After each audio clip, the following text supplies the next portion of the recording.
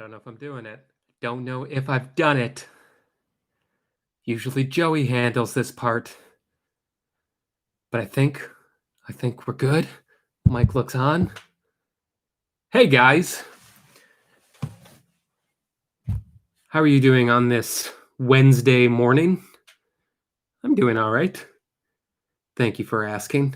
Today we're going to be doing something a little unconventional. Santa Claus via my in-laws got me this sweet thing for Christmas this year. And it's been sitting on a shelf because I've been excited to build it, but things have been pretty busy. And I thought I was about to build the other night and I said, you know what? What if I built it with the Explorer? So this is unconventional. This probably doesn't have a place on the channel really, but I thought it would be fun. We're doing it in the daytime, so some of you guys might be watching this on the playback.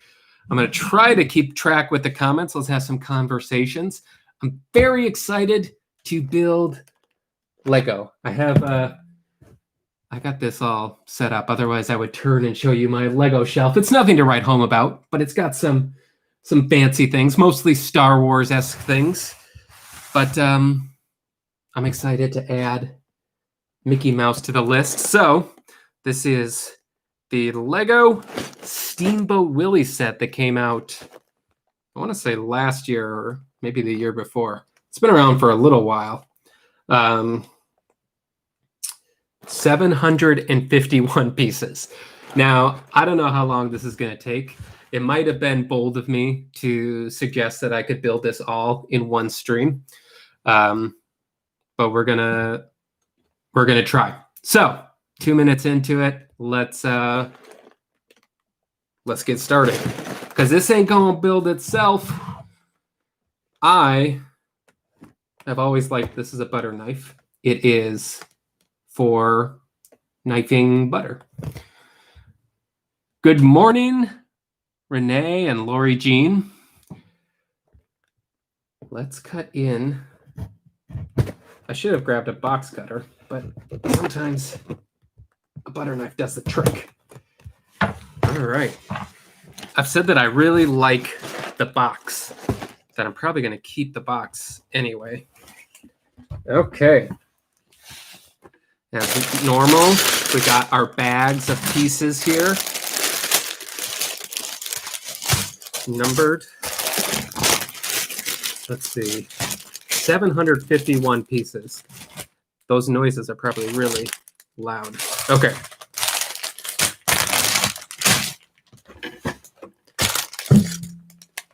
I just dropped my phone. No one should reach me here.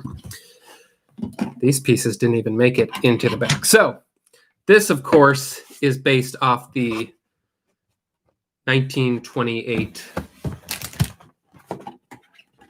Disney short film. People always think that Steamboat Willie was the first Mickey Mouse cartoon, but that is incorrect. I believe it was actually the third one. It was the first Mickey Mouse cartoon that had sound. So it is sort of revolutionary in that aspect. This set, however, will not be making any noise. Oh, look at that. So there's, as you flip through even the instructions, there's a little, just sort of little write-ups and stuff on the history and the designers of this set. I'll have to dig into that a little later. Let's see. Yes, as we covered on the live stream last night, Disneyland is going to be a vaccination center, basically. So that will be interesting. And Javier made it. Welcome, Javier. This is sure to be an exciting. I don't know how long this is going to be. I hope we can finish building this, but I do not know. Considering it's taken me 5 minutes to just open up the bag, we'll see. So this is like a black and white set, just like the just like the actual movie, but it looks like a lot of the interior is going to be these color pieces. That might help help the construction wise. All right, first up is Mickey. Okay, so I have a body, I have some pants, and is there a head in here? Should I find his head? That's the thing with these piles. At first, you think you're missing a piece, but you're actually looking like directly at it like I was. There's a whole other thing here. I build Lego every so often. I usually don't get the small sets. I get the bigger sets because I want a project like this. But I have always enjoyed constructing and building them. Oh my gosh, I just emptied it. I'm looking for a Mickey Mouse head right now so we can construct our goodness gracious, is there a head in here? So like I was saying, you always think you're missing a piece, but you're probably not. You're probably just not seeing it. It's probably just blending in, because right now I have a headless Mickey Mouse minifigure. And the head is such a specific shape. I can't believe I'm not picking it out of this. Okay. So sometimes you just gotta cut your losses and assume you're gonna find it at some point later. Here's Mickey Mouse, the headless Mickey Mouse. I have his tiny hat, and yet I can't see the head. Because this one is also labeled 1. Okay, so there's 3 1 bags. That's where the issue was. I'm gifted in other ways, not in numbers. So I'm just making a bigger mess here. Jenny's in the chat. Jenny, our official Lego ambassador, as it were.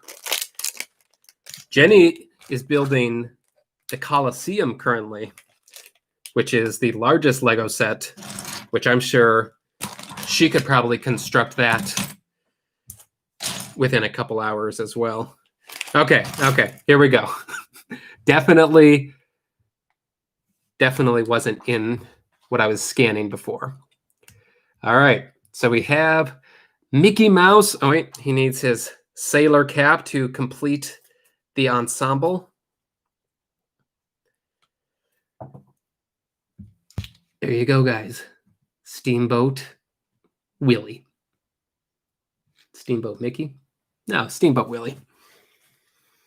I don't know if you guys heard, but sitting close to the litter box. So that was Daisy doing her business, but I think she's done now.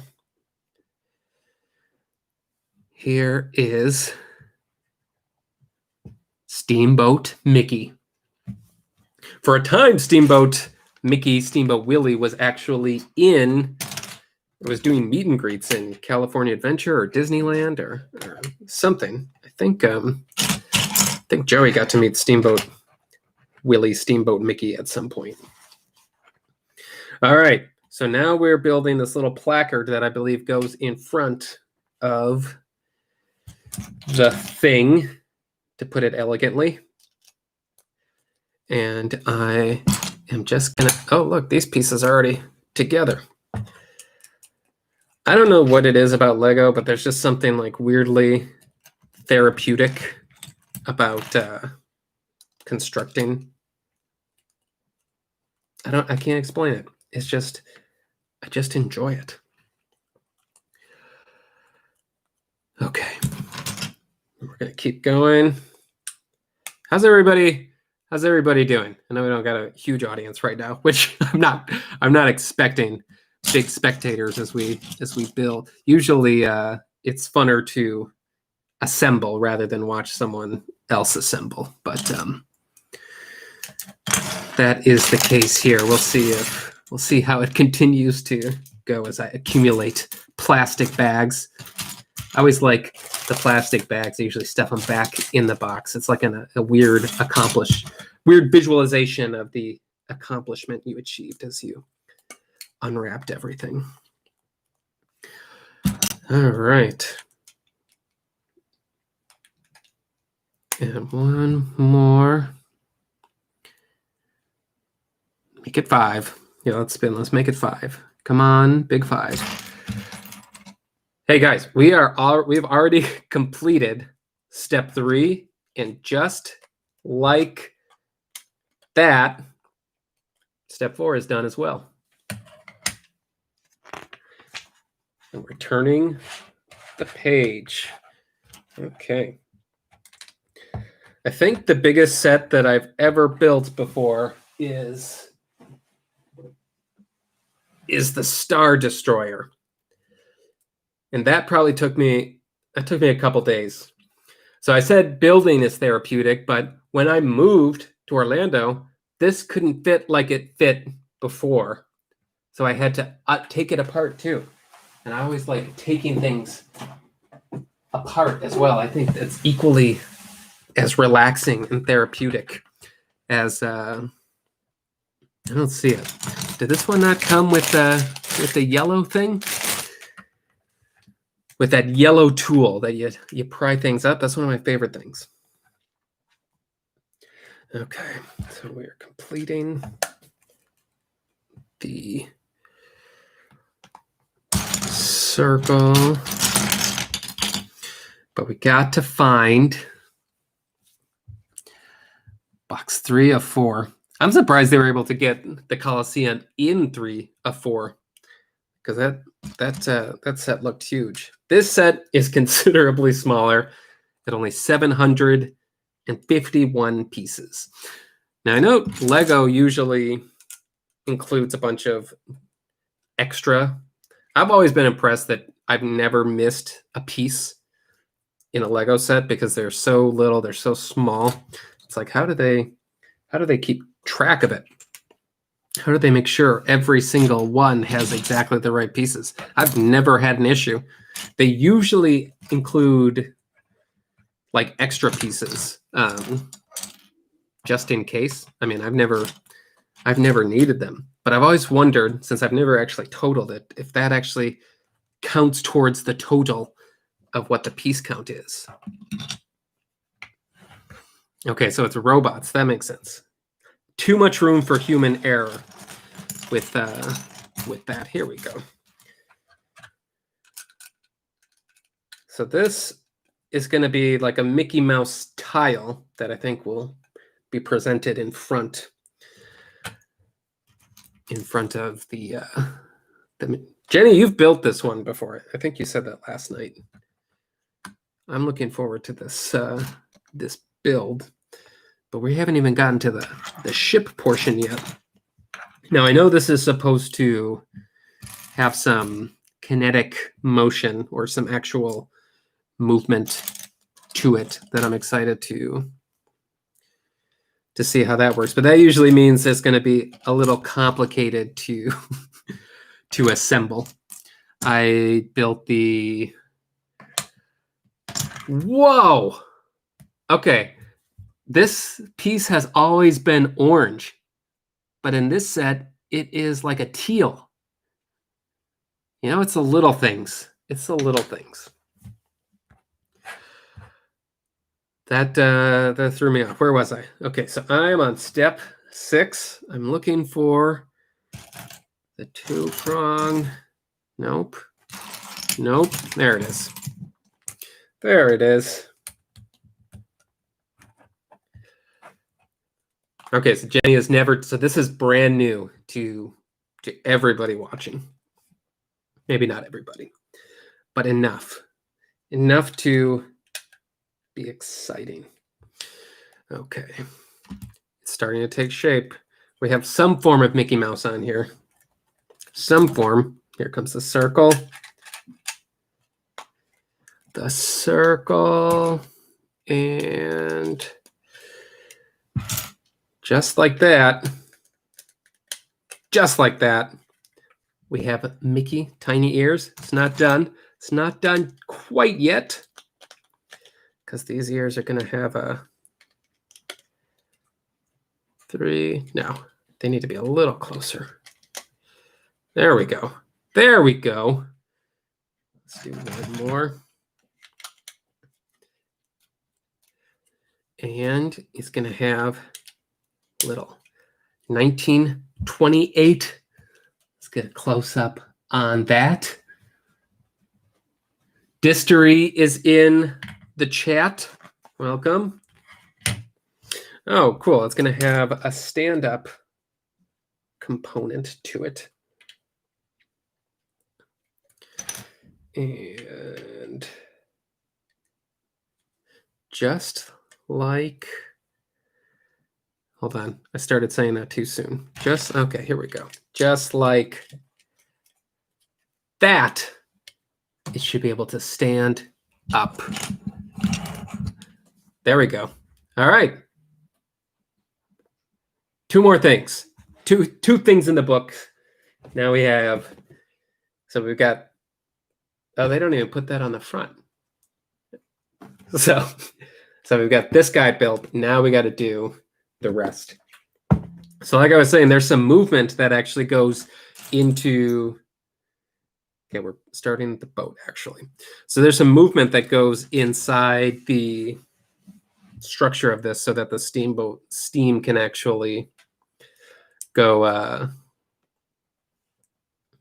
and down, which the only thing that I think I've done that has that complex stuff on the inside was the BB-8 build. And that one I built and I had something off and I had to undo quite a bit. That was a fun day. But he's assembled. He works now. All right. Step 2. Oh, wait, it backed up. So this is a new set of steps. Okay, so here we go. Here we go. Explorers, how are you doing? I went to Epcot yesterday. So we'll probably launch that a little later today. Is our Epcot adventure. There is so much going on at Epcot. It's kind of crazy. Even though it seems like nothing's going on, there is so much going on as far as just like construction and things that are taking place. It's surprising because first off, you have the fountain right at the beginning. And that was the first time that I had actually seen the fountain up close. Ever since I've lived here, that fountain has been, well, that whole entrance has just been like behind walls. I had come probably a few months after they had just started taking down the Leave a Legacy stands, which I don't know. They're supposedly not gone forever. They're going to be moving them to somewhere else, which I guess makes sense for those who actually paid to have a tile on it. But it definitely is a lot more. Well, the walls have been up ever since I've been living here, basically. So it's kind of wild to see it so open with the walls down. And the walls made it seem like the fountain was going to be small, but that fountain is actually pretty. It's pretty big, and it's bigger. It's bigger than it seems like it is. So I was impressed by that. That was the first thing. You see that right as you go in. Okay, here we go. We're starting the contraptionary builds. Let's see. We got to go 1, 2, 3, 4, 5. 1, 2, 3, 4, 5, 6. Is that right?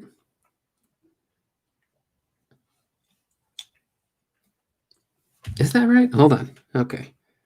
So we need 1 here. Sometimes I jump ahead to the next step, which is not advised all the time. I like Lego because it teaches you how to follow direction. I think Lego should be taught in school. I actually did teach a Lego class at one point in my life. And that was really fun. And I justified it by saying it teaches you how to be creative while also teaching you how to follow direction and instruction. And I was really proud of what the kids were able to build. Okay, step 6 complete. Okay, let's see. Proper shirt. Do you guys get it? The Bailey Brothers building and loan. I am building, so that is an interesting correlation, but that's not why I wore it. That's just sort of a happy accident. This is actually from It's a Wonderful Life. I love that I have Wonderful Life merchandise. I don't think it's officially licensed, but it is It's a Wonderful Life. Okay, we got car tires here. So I believe this is going to be like a...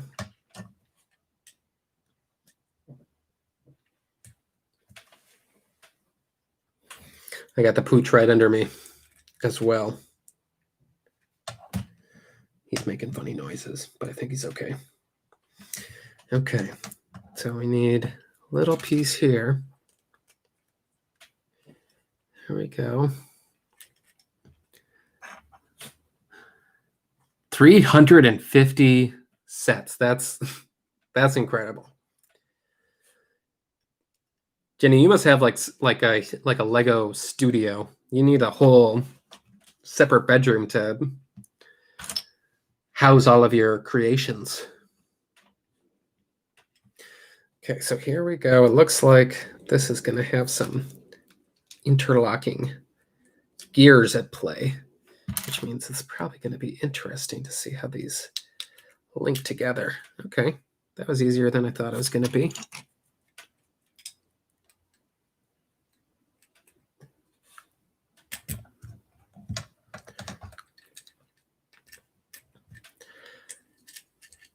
Yeah, look at that. Science or physics. Or is that buoyancy, torque? I don't know. Anyway, so Epcot, you got the fountain right at the beginning. And then Future World is still... I think there's a lot going on in Future World. Obviously, on the east side, you got Cosmic Rewind, Universe of Energy right there. Play Pavilion. No one's really sure what's going on with that right now. Myself, especially. I think a lot of that was concepted in a non-pandemic environment. So I think a lot of what's happening in there would be, really hands-on, interactive kind of stuff. So I'm not sure how eager Disney is to open that in the current environment, but who knows?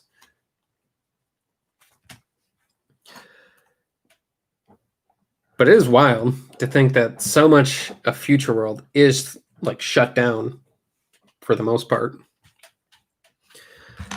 And I love Epcot. I'm always going to love Epcot, even as it sort of drifts further and further away from what it used to be, as far as sort of like the World's Fair aspect becomes a little more IP driven. Still love it. And I think even though it is drifting farther from that conceit, it still maintains a certain atmosphere, a certain vibe that I'm always going to love. And so I'm going to be really, it's crazy to think more than half of Future World is just completely kaput right now. And so once that, just like fast forward 2-3 years from now, when Future World is complete, whatever it's going to look like, because they got to do something with the center. They got to do something with the center of the park. And they will, obviously. But that's going to be fully back open again. You're going to have Play Pavilion operating. You're going to have Cosmic Rewind, which by all accounts is probably going to be one of the best attractions in Epcot, if not Walt Disney World, just as far as theming and uniqueness. Let's see. Hi, Thomas. Hi, John, who also says, hi, Thomas. That's right. Lego ideas. I wish they were more accessible in the store. I online shop from time to time, but I'm never like super eager to do so. So usually it's impulse buy when I see something in the store.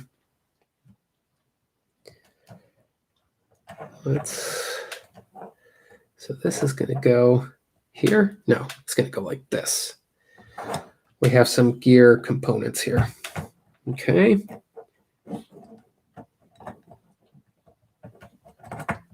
Let me do that.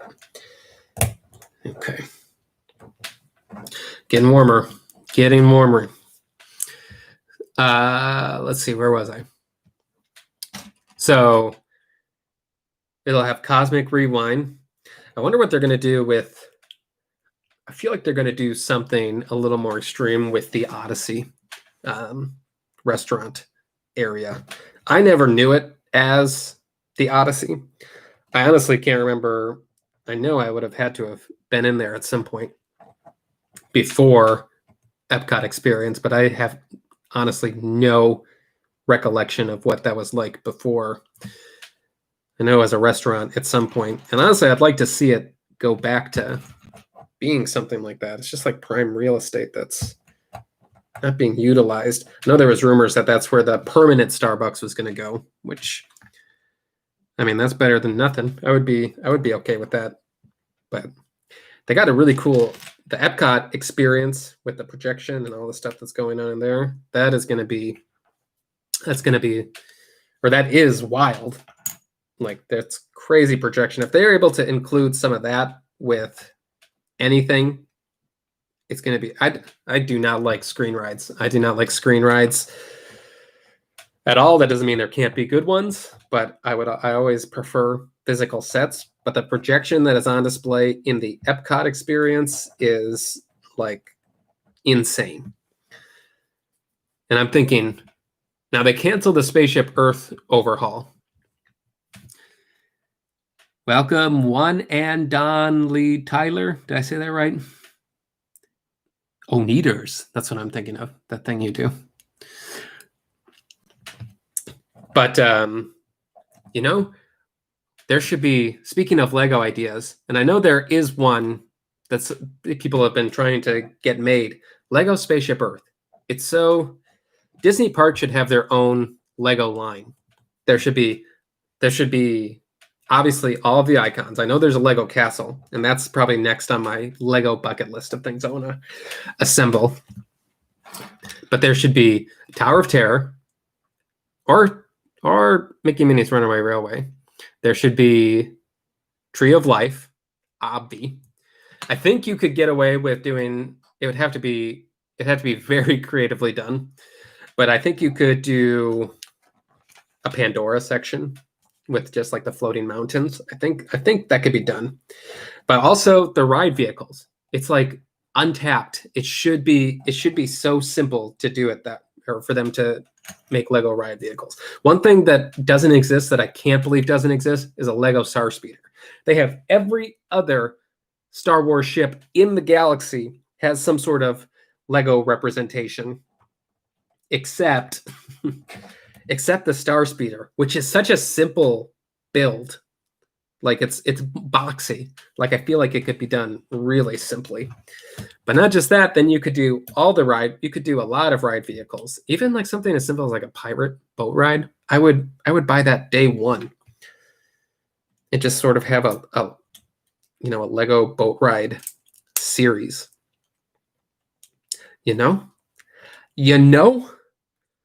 Trying to think, a runaway railway train.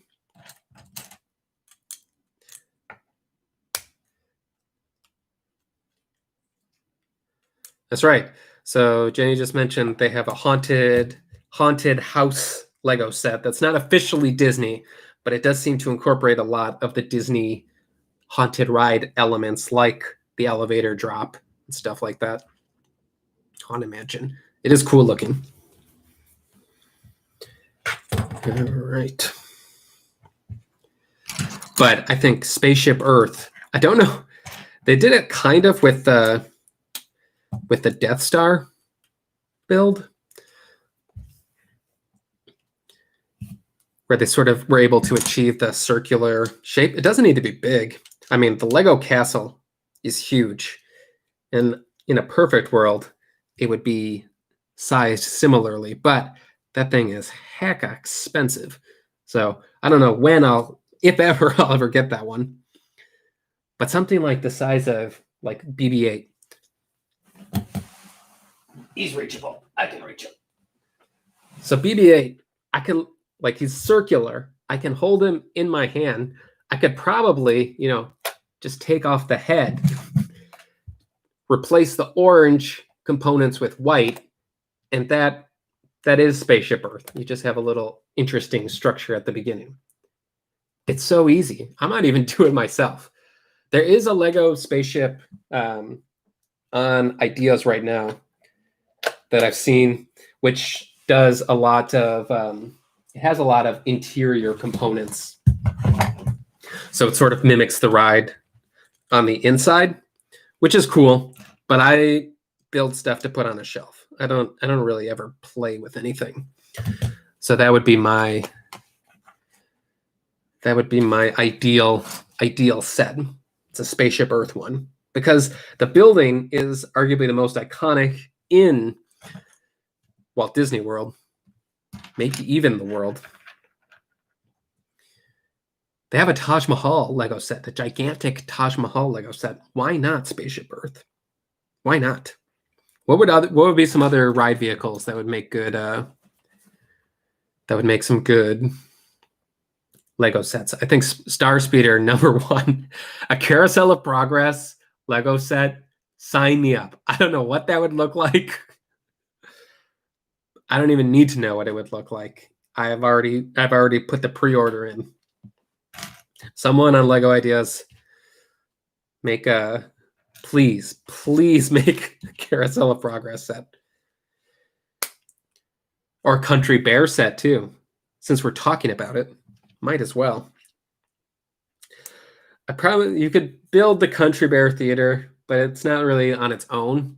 It would probably want to be something more like the Yoda build, where it's like a sculpture.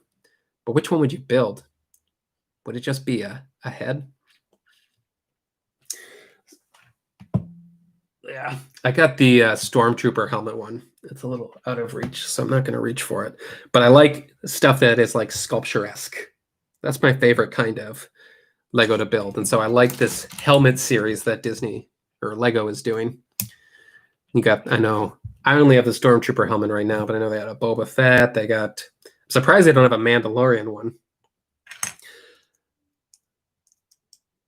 But there's a lot of potential with that, I think. Just do animated figures heads.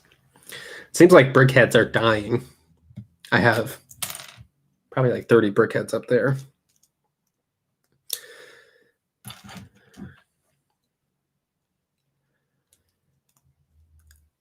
Let's see. Yeah, the helmets. Lego Muppets. Yeah, that's true. They did just do a Sesame Street one, so I didn't even put that together, but that's a very good point. What would they build?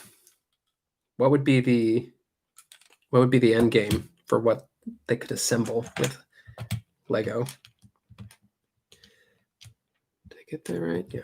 I'm trying to rack my brain for iconic Lego stuff. You could do a gigantic animal, like at the end of the Muppet movie.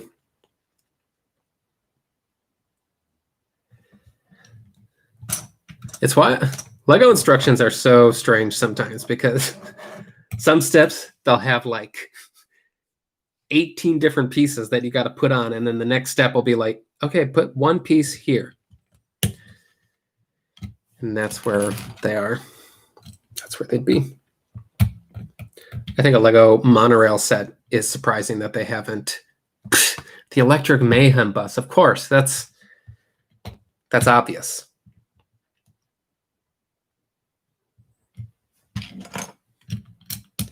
That would be interesting to actually see. If they could do it without decals. I hate stickers. I never put on the stickers in the Lego.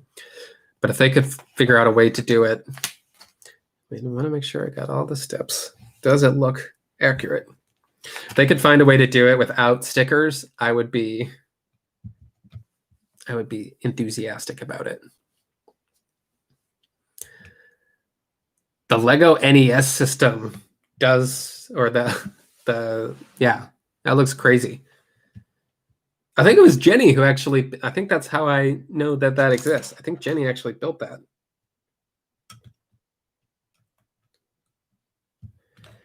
We're getting bigger and bigger.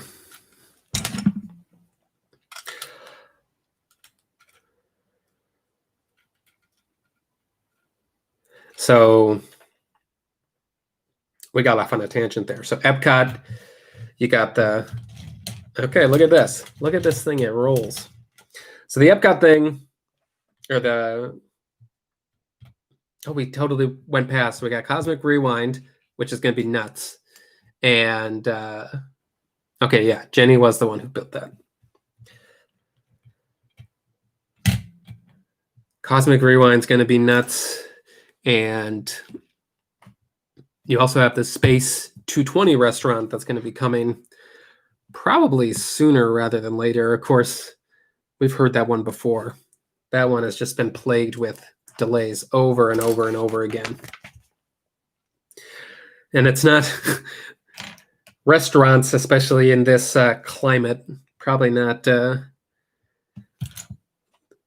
biggest thing to get behind right now. But I think it's very likely that Space 220 opens probably before the summer. If I was a betting man, which I am not, because I have been wrong before many times. I've been right before many times, but it's not enough to become a betting man. Okay. So this, I'm going to be focused for a second here because this one looks complicated. Okay. No, it's not complicated. It's not. It is not complicated. It's going to be okay. But I missed a step. I missed a step. It's always important to not miss steps, because then you got to redo what you've done, which I'm doing now. Luckily, I caught it before it got too out of hand. Okay. And nothing of value was lost. Okay. So now this piece is this is where we got our interworking gears going down. Okay. And then this goes here. Yeah, here. Okay. This is going to be fun. We're just working with the interior right now, and I'm already excited about it. I don't know if we're going to finish this today, though. I keep rambling. Another gear component. Let's see. So then you got Space 220, which I think is going to open this year, but also with that projection stuff that we can see inside Epcot experience. That is going to be crazy, I think. Because it really is, to be cliche, out of this world. But also, it's probably going to be the exact same thing that we see in Rise of the Resistance. Spoiler alert. When you go through next to the windows, or even when you're walking into that entrance scene with the stormtroopers, the projection is in such a way where it sort of shifts with you as you move around. And I think that's how it has to be. It can't be just a screen in the space restaurant. At least that's what I believe. it can't be, because it'd be too one note then. Now I know the idea of the space restaurant is that you are going to literally take a space elevator 220 miles above the restaurant to go and eat. Also, I'm curious as to what they're actually going to serve at the space restaurant. Are they going to like fully go with the space theme? Be like, hey, we're going to serve Tang, and we're going to serve food paste. I mean, that's how I would want to eat. If I'm truly going in space, I'm going to eat like the astronauts eat.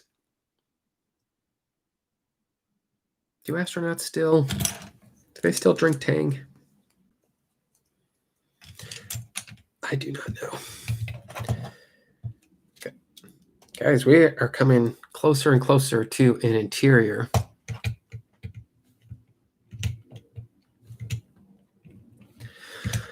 Yeah, I am very, very lucky to live within driving distance of the parks, and I can go and check on constructions and things like that.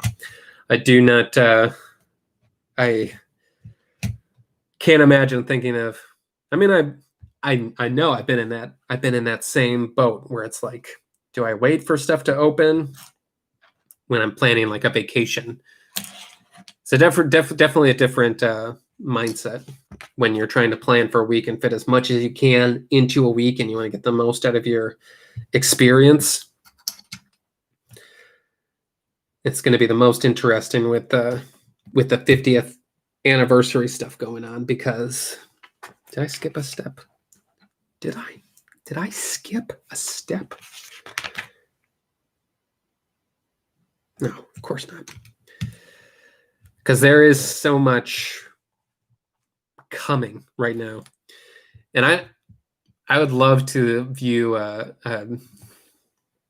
alternate reality where pandemic was kept under control, Disney World construction kept going full steam ahead, and 50th anniversary celebration stuff could have continued on as originally designed, because then by January 2022 you would have had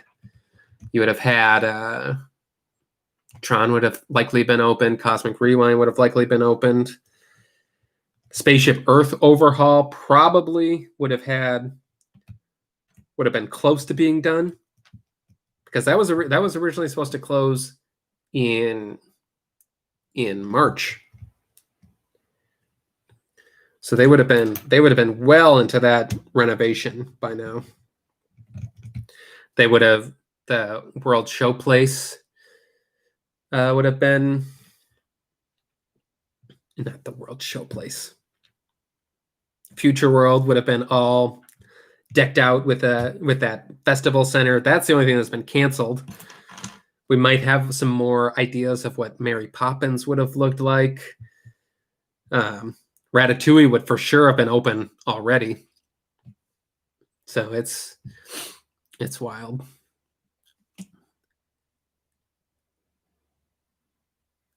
Oh, let's see. That's right. I need to have some game fuel, for lack of a better word. Gotta love Diet Coke. And I do. I really do. And that's just in Epcot, if those plans were unchanged. Obviously, Tron would have been, all that stuff got paused. So Tron would have been ready to go. Probably not ready to go, but it would have definitely been open before January 2022. I should have a subscription to Diet Coke. Jenny, have fun at the store. Definitely. Adulting is the right word. No adulting to be found on this side. And yes, get some Diet Coke. Get some Diet Coke. Guys, we are on step 32. And in my mind, I thought it was going to be easy to build this in like 2 hours. and we are almost to an hour. So who knows? We'll probably cap it at 2 hours, no matter where we are.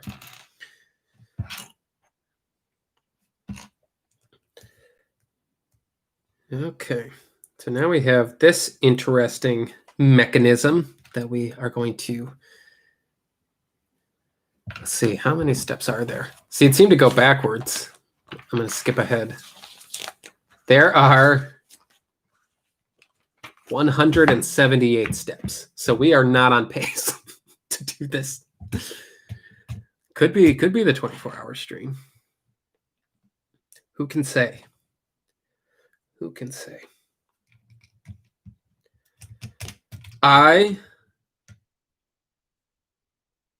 Where was I? Yeah, I really would have liked to have seen a non-pandemic affected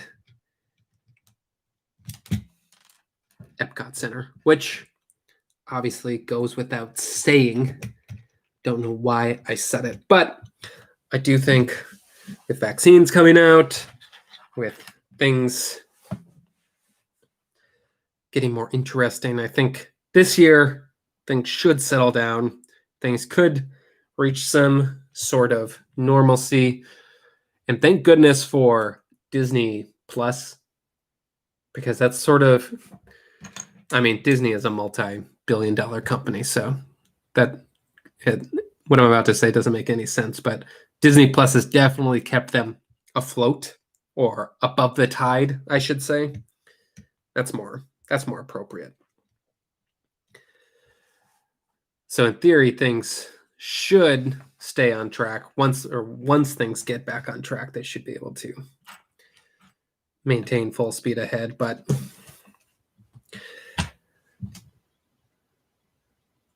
they do keep cutting back on certain things like Magical Express, which is a new update. Magical Express, Magic Bands. Who knows if Fast Pass will ever come back? Who knows if Fast Pass needs to come back? Is another question.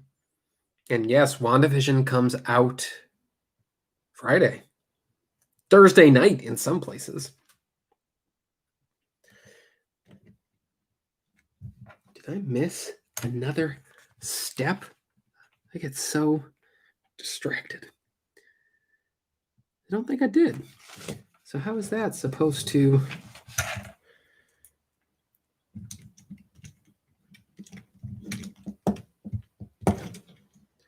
We're good. We're good.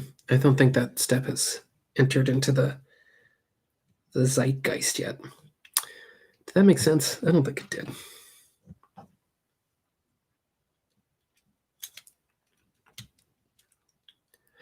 So magic bands aren't gone. You just don't have complimentary magic bands.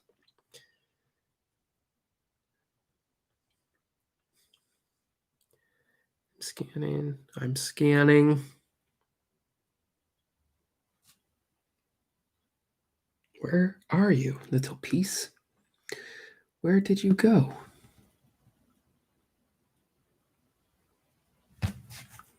Where are you supposed to go? This is a confusing step I'm on.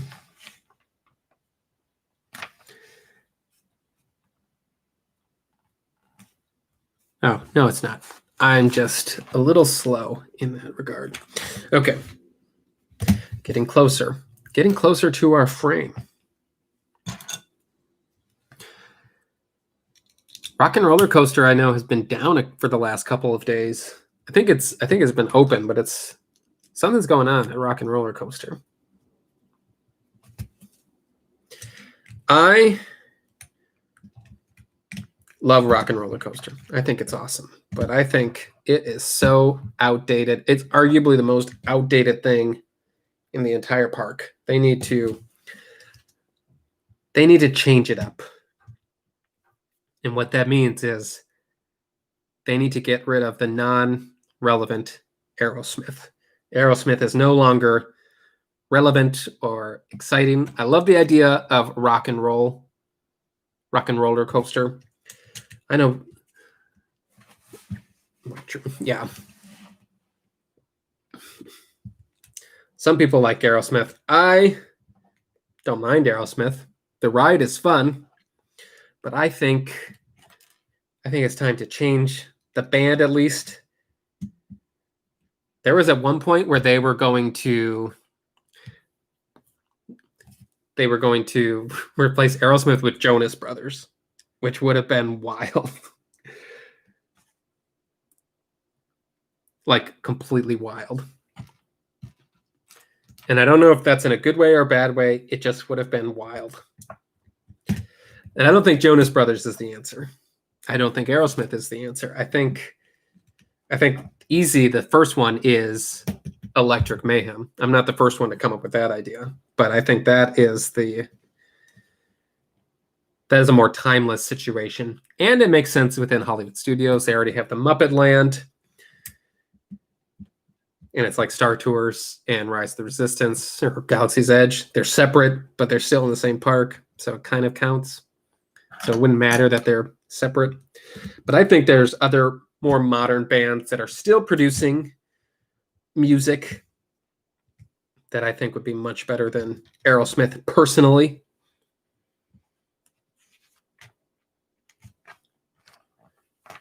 Electric Mayhem is the one to do it.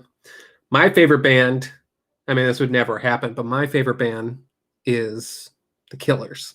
I really, really enjoy the music of The Killers. And I think that would be fun in a theme park capacity. But The Killers are not everyone's cup of tea. And neither is Aerosmith. So I think the best solution for Rock and Roller Coaster is actually to put in a different IP and maybe a fictional IP like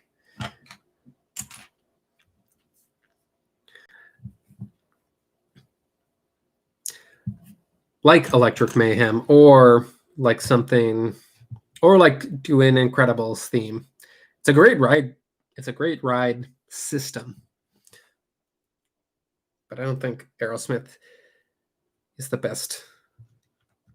I just don't. That's where I'm at.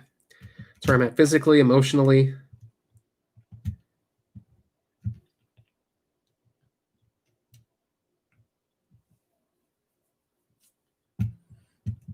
Who would you want to, if you had to pick a modern band that is still making music today, who would it be? Who would you want to see take over Rock and Roller Coaster? I'm trying to think if there's like a Disney band that's not a Disney Channel band that could work well with.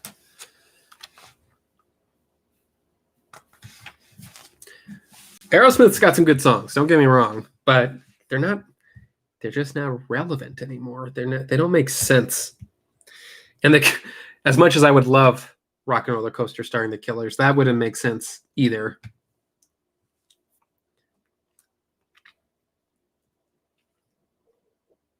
It just wouldn't. Foo Fighters would be awesome. Again, it wouldn't make sense, but Foo Fighters would be pretty awesome.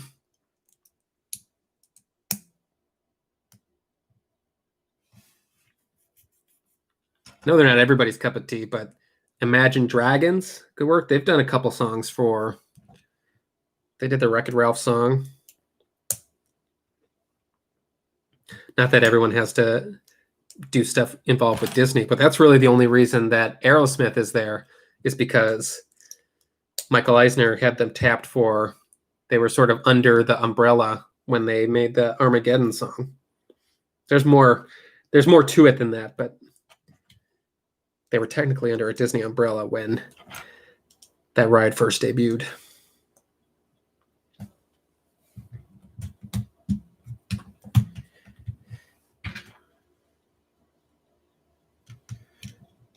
Guys, we are coming closer and closer to something that resembles a Lego set.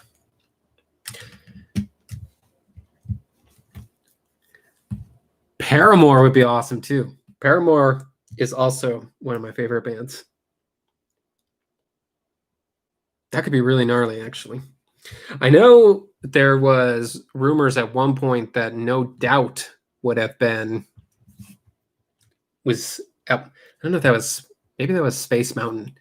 I know Space Mountain at Disneyland for like a summer had a Red Hot Chili Peppers. Hold, stop the presses. District with Andrew has just come up with the correct answer. Huey Lewis in the News. That would be the heart of rock and roll. It would still be beating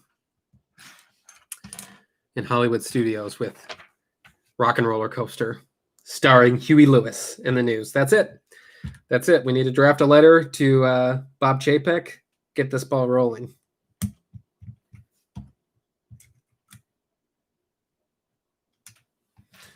Guys, I missed another step. How do I keep doing that?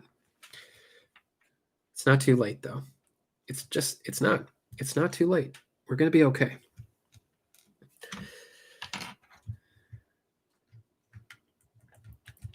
But now I got to wedge this a little bit underneath. Okay.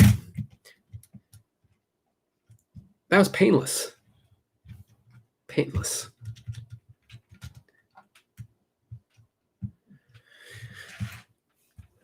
History, we're counting on you.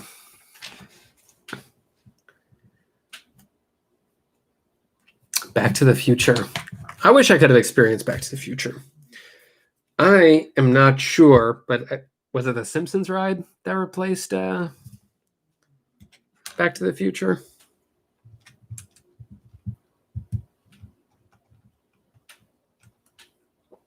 I think it was. Wait, no, I didn't need that yet. I was I was right. I had a sense that I was right about it, but I was not. But I was. I'm so used to being wrong that I just think I am most of the time, even when I'm right. It's weird how when there's less and less pieces on the table, sometimes it becomes harder to find what you're looking for. I still haven't found what I'm looking for.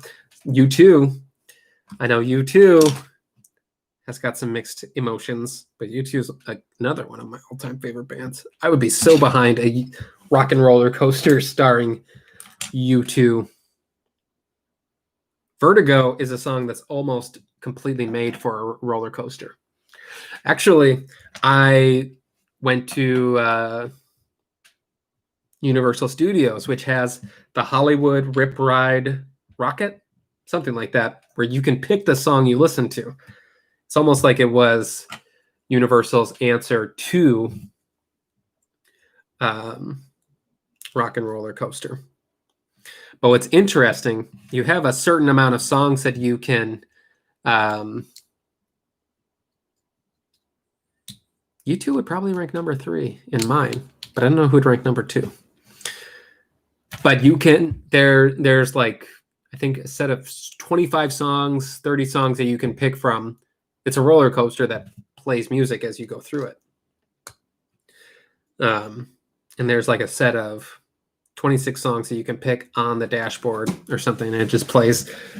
I mean, it's really just music that plays along as you ride a roller coaster. In some cases, it syncs with the ride, I would imagine. I've only been on it once so far. And the only thing I did, Harder, Better, Faster, Stronger by Daft Punk. And it was awesome. But when I got home, I wanted to see what the other songs I could have picked could have been. And that's when I discovered that there is actually a secret song list for the Hollywood Rip Ride Rocket. And it's got like 50, 60 more songs that you can choose from. One of which was Vertigo by U2, which would have been what I picked, but also sort of tying back to what we're talking about. 2 of the songs you can pick are The Rainbow Connection and Moving Right Along by the Muppets. I got to remember how to achieve that, but that is what that is how I'm going to ride the rocket ride next time. No questions asked. I love the song Vertigo, but can you imagine riding a roller coaster to the Rainbow Connection? I mean, moving right along is probably more appropriate for a roller coaster. Rainbow Connection makes no sense for a roller coaster, and that's why I think I love it. And that's why I'm going to do it next time.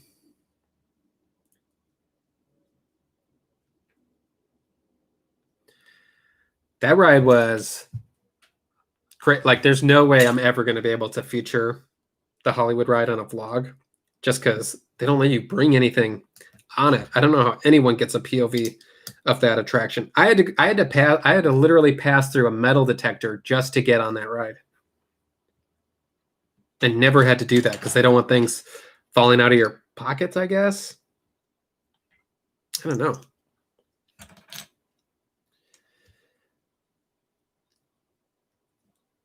But it was a pretty wild ride. I think I act like I'm elderly, but I'm getting to a point where my body can only handle probably one roller coaster a day. Because then I just feel a little woozy.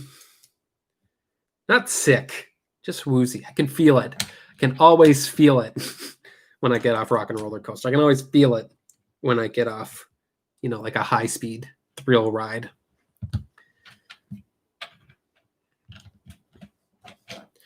Oh, speaking of moving right along, we are indeed moving right along. Getting there is half the fun. That's what we're doing right now.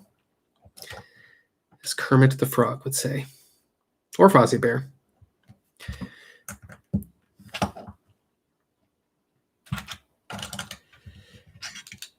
I don't know what I'm building. I'm building the aft. The aft, maybe? I don't know what an aft is, but I know it's ship related. Let's see. Okay, so this would go. I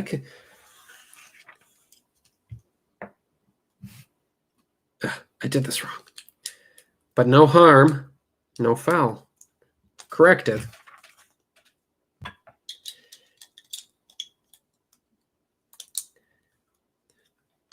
Is the aft the same as the rudder?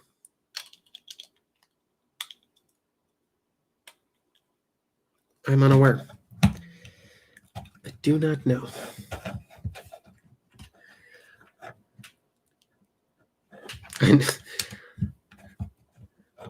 Joey is the one who has the special live stream equipment.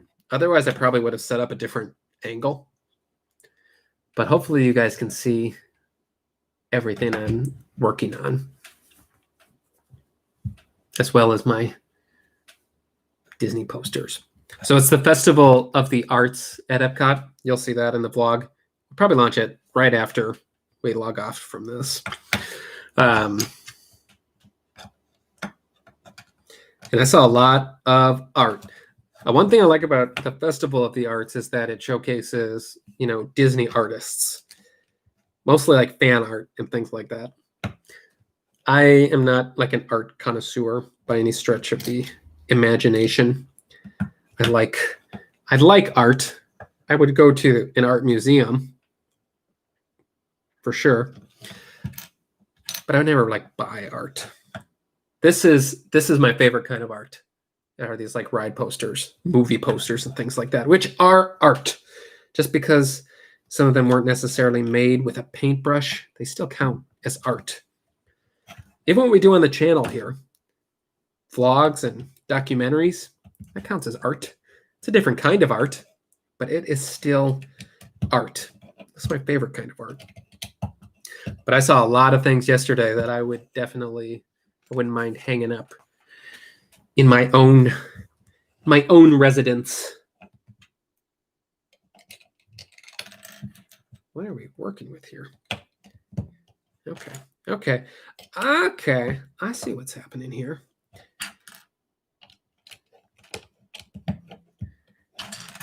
And we have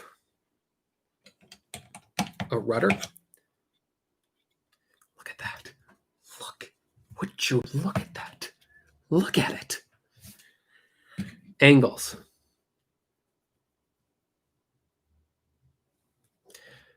I don't know what was going on with yesterday. It did. I don't know if maybe Joey's camera was on the fritz or something, because he has the better. Actually, he was doing it off his webcam too. I'm just doing this off my MacBook right now. So it's the same camera.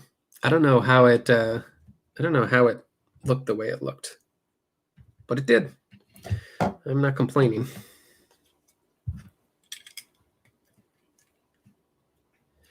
All right, so we have one set, but we got to make two of those. I should have been paying more attention. So we've got one set. Let's keep it going. Let's keep it going. We're what, an hour into this? I have no way. Yes, so I have two. So you see my old one right here. This is where I'm monitoring the chat. But I have my newish one that I'm pointing to right now. And that's what's coming to you. That's how I'm being broadcast, is through that. I do like apples, because even when you get a new one, you can still, your old ones are still somewhat reliable. So you can hold on to them. We're almost running out of pieces for step one, or bag one, I should say.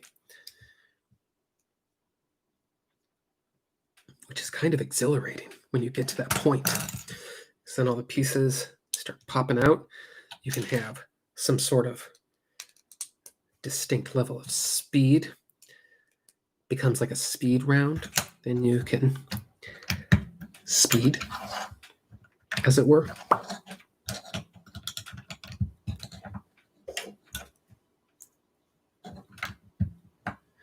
There are worse ways to spend a Wednesday morning.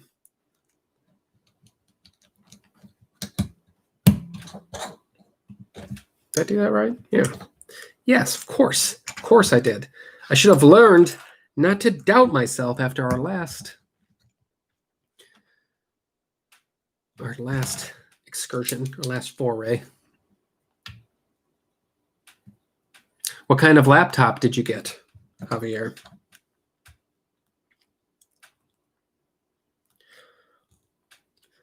I am sort of like an Apple person now. I never was someone who needed an iPhone. I thought Android was awesome. And Android is awesome. But then I got an iPhone 4S. And everything changed. And then I was able to sync my iPhone to the computer. And everything was just so much easier. And so by design, I think Apple has sort of locked me into being an Apple consumer for the rest of my days, just because the convenience of having everything linked together. I'm not an Apple maniac. I still have an iPhone 6, which is what fell to the ground earlier. And there you go. I missed a lot of notifications, but my iPhone 6S, it is not, it's on its last legs for sure, but it's lasted me very, very long. I've had that for like 3-4 years now, almost longer. And it was refurbished when I bought it. So I like Apple because they're very reliable. And so I have this crummy laptop here, which is crummy in comparison to this one, but it still works. It's an HP Spectre 360. I don't know what that means, but it sounds like it can work, which is what you want out of any computer.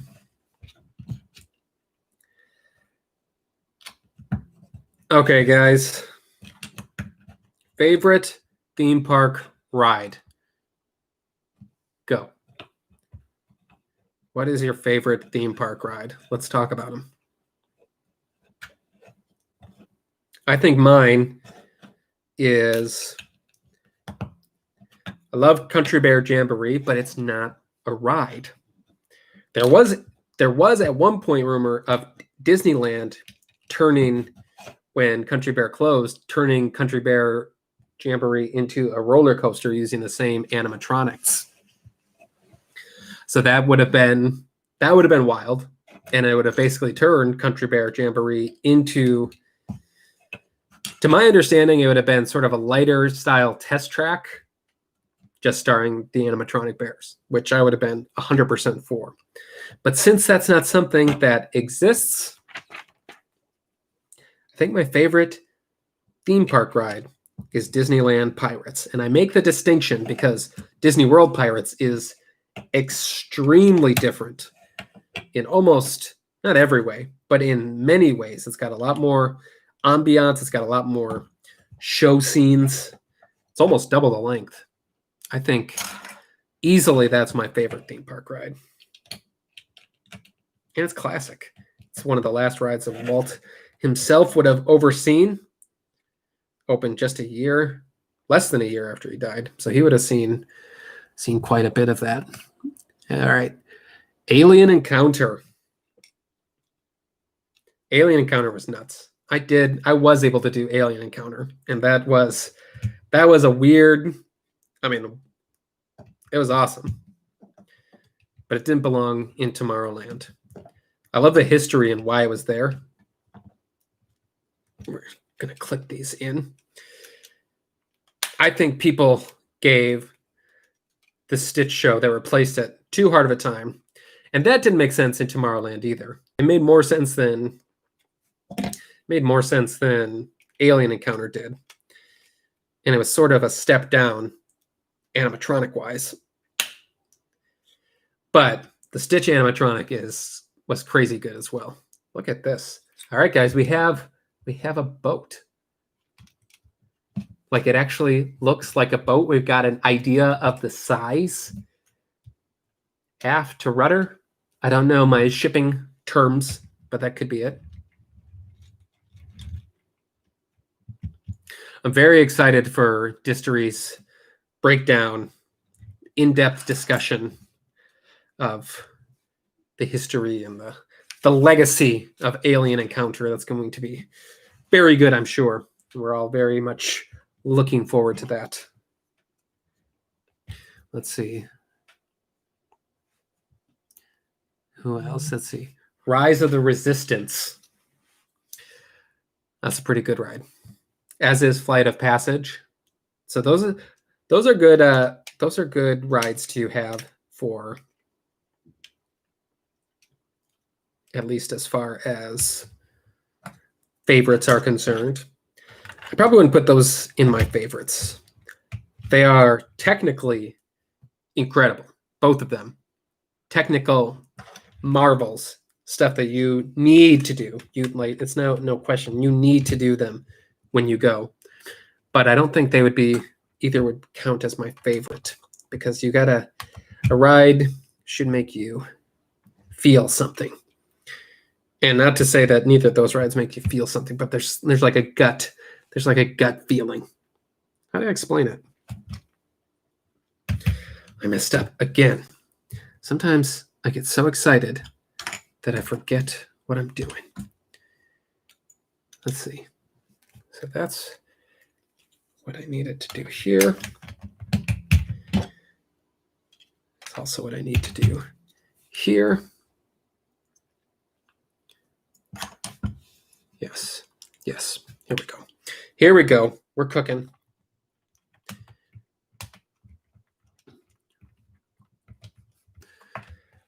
Thomas Hill, are you pulling my leg, or do you really believe Primeval Whirl? He's good.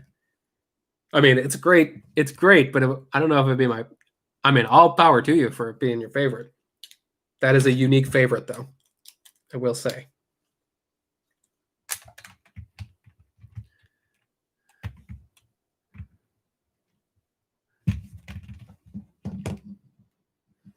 That's cool. It's an actual action figure from Disney World.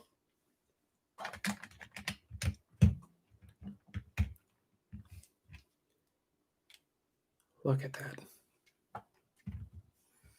It's a great ride. I will miss having that be an option. But those who watch the channel know I don't do wonderfully with with spinny rides.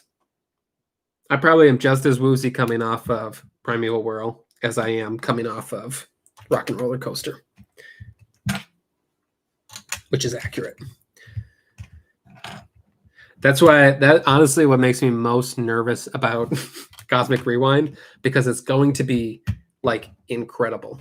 But there is already, it's been documented, there's going to be a backwards launch. That makes me the most curious on Expedition Everest when that backwards experience happens. That's where like I can feel my face pulling back, feel the G's, as it were. I feel like I've said "as it were" a lot on this stream. I'm not going to stop. I'm just pointing it out. But the ride cars for Guardians of the Galaxy spin.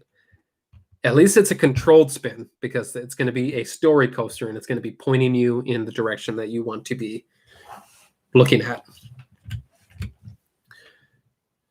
Let's see.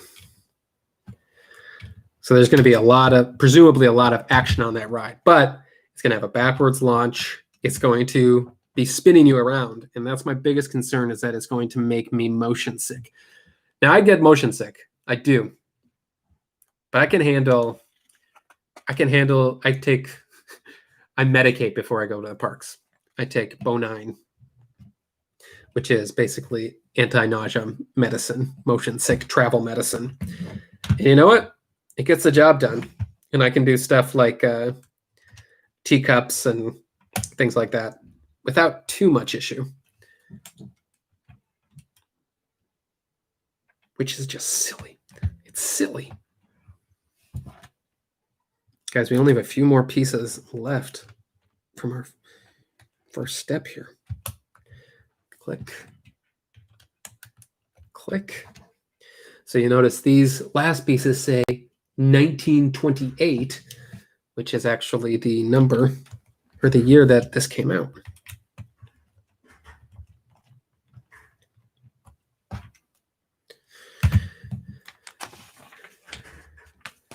All right. All these pieces that are here are extras, I think. Let me do my check.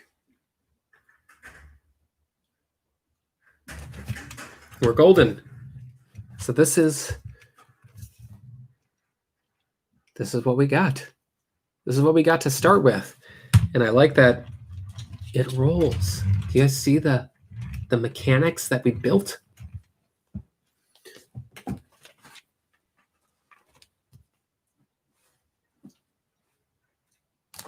Let's see. Time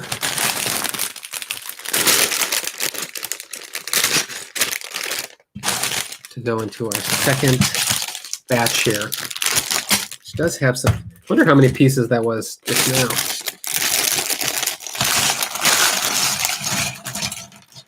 I got some ASMR for you right here. Do you hear that? ASMR. Hello, Blue Wander. Thank you for joining us. This little tight community that we got right now. 6 watching. Thank you for joining me. I'm having a good time. But honestly, I'm always having a good time when Legos are involved.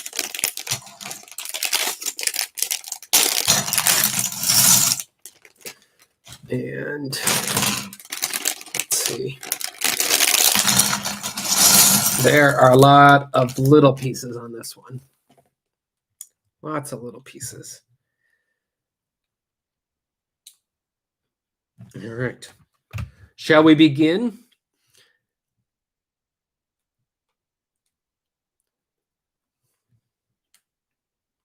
Okay. We're going to go as far as we can. I was under the notion that I could do this in 2 hours, and we're not quite halfway, and we're over an hour, almost an hour and a half. We'll see how this goes. I'm not giving up. Not giving up, not yet. We are going to build this Steamboat Willie. Oh, I lost a piece. And it went on the floor. Ah! Got it. We saved it.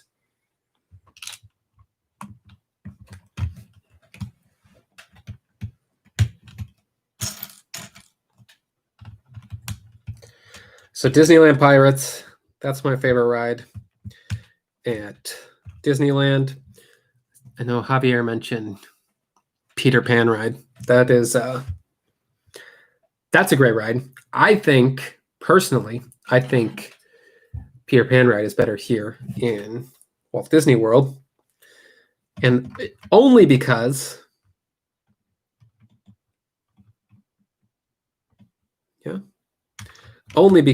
of the superior London scene. When you take off and you drive over the city of London, that is one of my favorite dark ride moments ever. And it's good in Disneyland, but I don't know what it is that they do differently here in Disney World. It is much better. And that's just the way I feel about it. I love when you can start actually seeing things take shape. It's kind of building Legos is like editing a video. You start off with all the pieces, the stuff that you filmed, this information that you've gathered, and then you got to put it together into something. Then slowly but surely, you start building something. It starts looking nicer and nicer because of all the work you're putting in. That's how I'm feeling right now. It's true. Let's see. We need 2 pieces like that. Of course, now we have the table full again of little pieces. And right now, all of the pieces are black and white for the most part, which is going to be an extra challenge as we go forward. Okay. So this one's going to go here.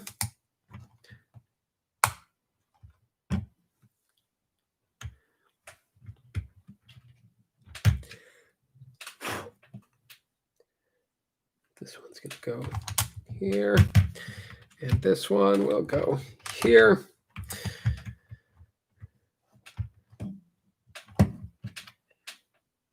This one will go here. Okay. We are on to step 67, which subsequently was the year that Disneyland Pirates opened.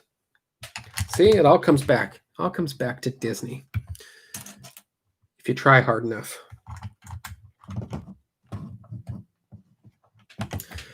Peter Pan ride was quite stuffy. Really couldn't enjoy it properly. What do you mean by stuffy? I remember not as a child, like I was old enough. I was probably 12 or 13 years old with my first true memory of Peter Pan. And it blew my mind that the ships were flying. It completely, I was like, how in the heck are they doing this? I'm looking underneath. I don't see a track.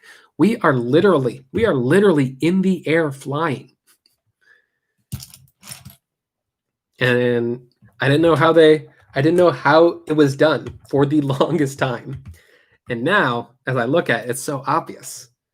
I was a teenager. I was old enough to know. There were enough context clues that I could have figured it out. But call it Disney magic. I was blown away with that effect that we were actually flying. And if you don't know how it's done, I'm not gonna spoil it here. Just gonna have to go and see for yourself. Looks like we're putting together the deck of the SS Really right now with some tile. This is gonna look fancy when it's all done.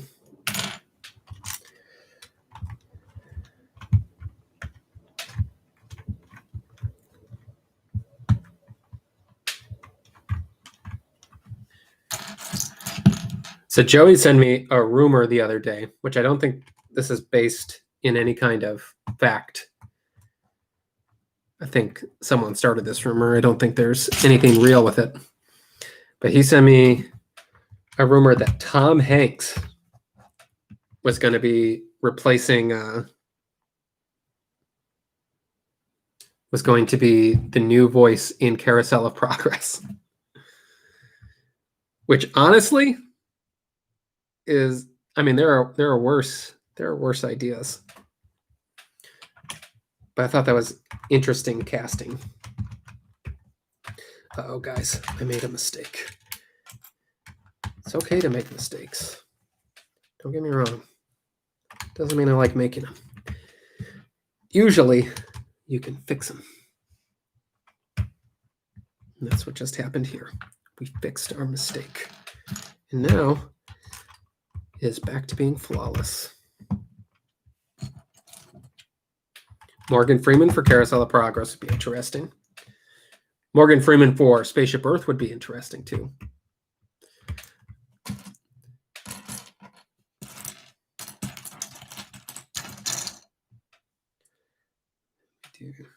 Put that there. Put that there. So look at that.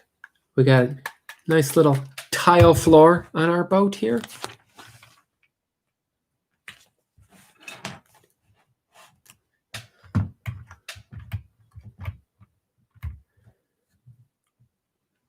Tom Hanks sort of is the epitome of like the fatherly type. Not the epitome, but I think he could pull it off. If anyone could pull it off, I think Tom Hanks could.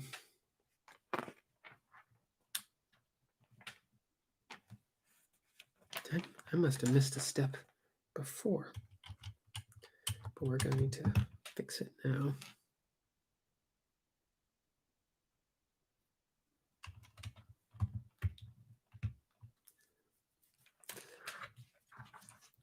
I don't like the idea of Steven Tyler in Carousel of Progress. Don't know if that fits.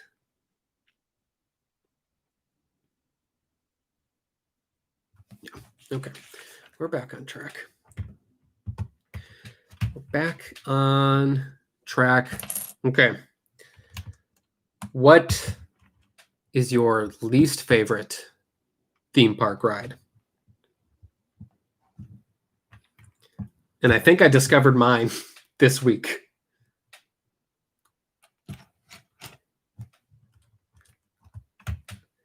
Now, I know I haven't experienced every theme park ride here in Orlando, but I think my least favorite theme park ride is Race Through New York starring Jimmy Fallon. It just did not. I don't know if you guys have done that, but it did not work for me. It was it's a screen ride. It was. And I like the Tonight Show. I think Jimmy Fallon is hilarious, honestly. But whatever they decided to do for Race Through New York, it made absolutely no sense. Like it was not the right way to use any of that property.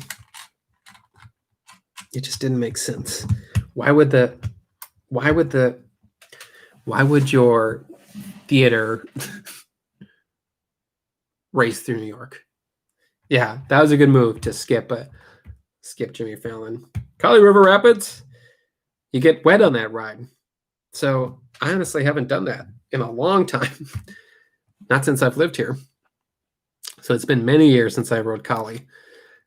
I will say I like Kali River Rapids more than I like Grizzly River Run. just because there is sort of a theme to it. But there's also a ride in Shanghai Disneyland. I think it's Shanghai. It's called Roaring Rapids, which is basically the same, but it has a gigantic, like reptile animatronic.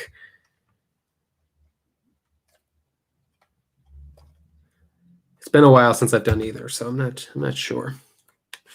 Not sure what I would pick, but I don't do the water rides too often.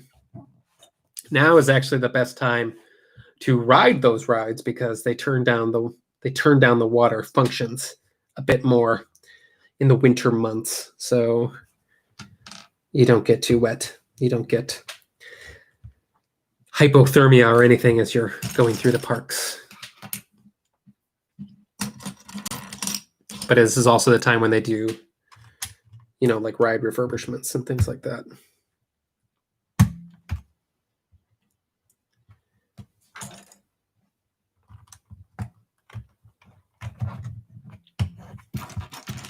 So I know Kali River Rapids is down right now. Unavailable.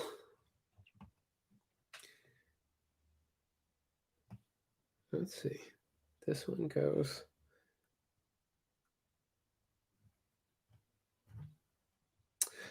I see. I see what's happening here. Nope, I don't see what's happening here. Oh, wait. Yes, I do. I do see what's happening here. Okay, so we're going to mimic this. We're going to put this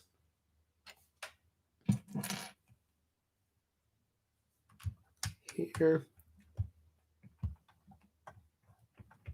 And we've done it. We've done it.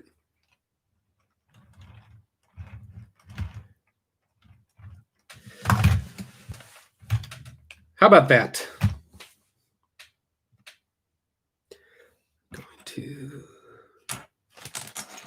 Now we got to find little pieces. I got one. And we got two.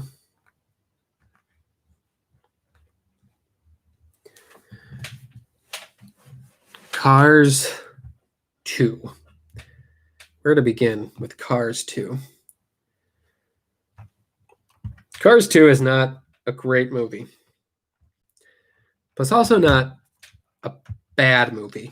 It's bad in terms of Pixar. Pixar generally delivers great content, hit after hit. It's very rare that a Pixar property is not great, which is why Cars 2 is sort of at the bottom of the list, because Cars 2 is only good. It's not great. In comparison to other Disney Pixar properties, Cars 2 is not great.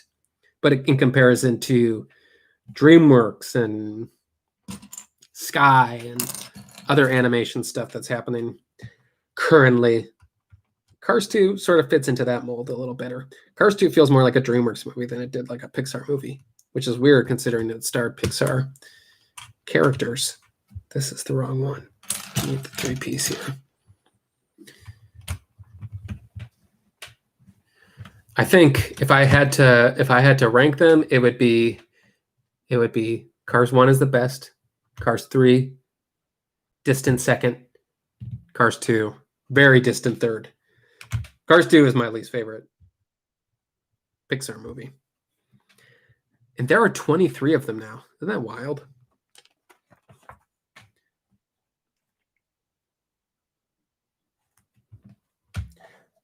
Okay. Look at this. This looks like blinds. It looks like little steamboat blinds. How about that? I think Cars 1 is underrated.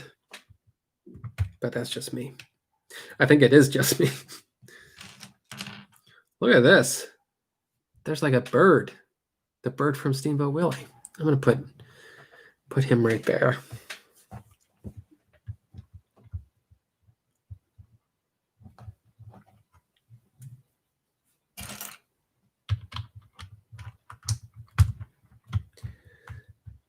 Put that there. Guys, it's coming together. 3. So we'll do that. Then we'll do. That's how you know it's good when you have to grunt to get the pieces on. Putting in that little extra effort. It's the extra mile.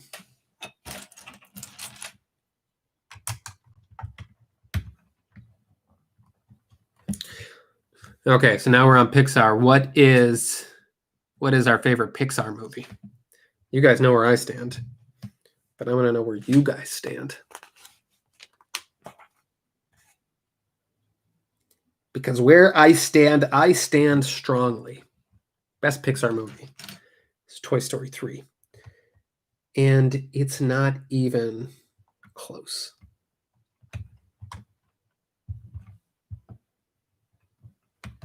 Dane Cook. Hey, Ed. Oh, Planes. I saw Planes. I watched Planes on a plane. That's a true story.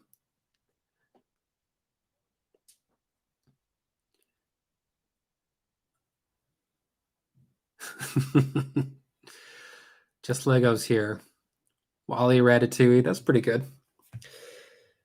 I know they made a sequel to Planes. I have not seen that. But it's weird because Planes is Pixar-esque, but it's not done by Pixar. It's actually done by Disney with no affiliation to Pixar, which is weird.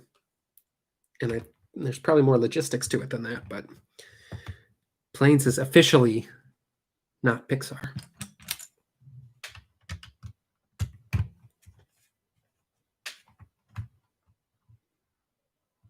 I really like Soul. I think I watched it a little sleepy the first time, and so I came out. I was like, it was pretty good. It was okay. And then I watched it on a second run, and for some reason, it like clicked for me. Everything was. It was like, oh, okay, I get it now. I mean, it is to a fault a little complicated, but once you sort of get everything in line, it's very good. Probably rank right in the middle of Pixar for me.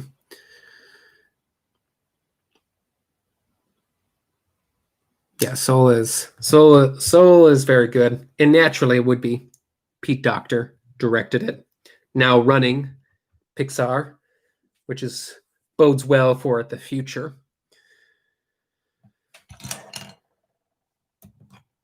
Toy Story 3 is my favorite Pixar movie, but a very close second is Monsters, Inc. I love Monsters, Inc. I don't want to force this in, but I feel like I'm going to have to.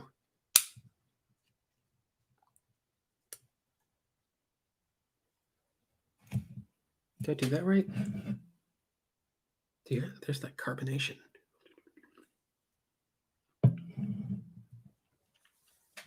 Onward was solid.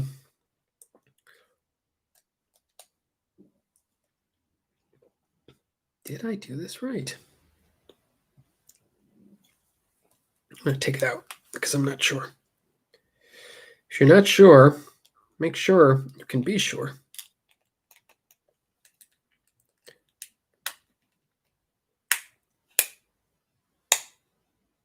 Okay. So this will go here. Is that right? That can't be right. That's going to be on the inside. I'm going to reference the box because okay. Let's see. Up is a very good movie.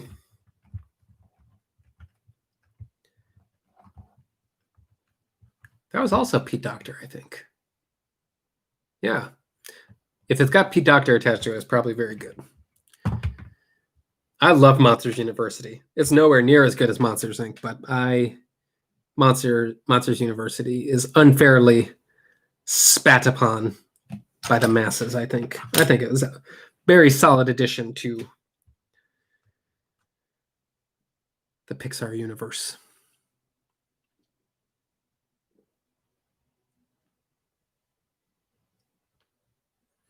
Yeah, Onward. I saw Onward in the theater about a week before everything shut down. And then like 2 weeks later, I watched it in my house.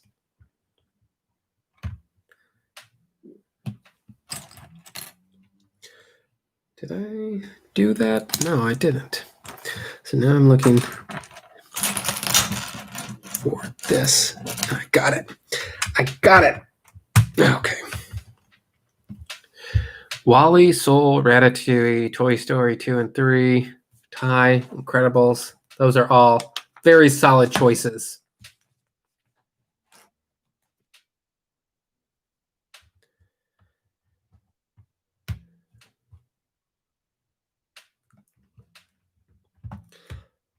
Let's see. There's one.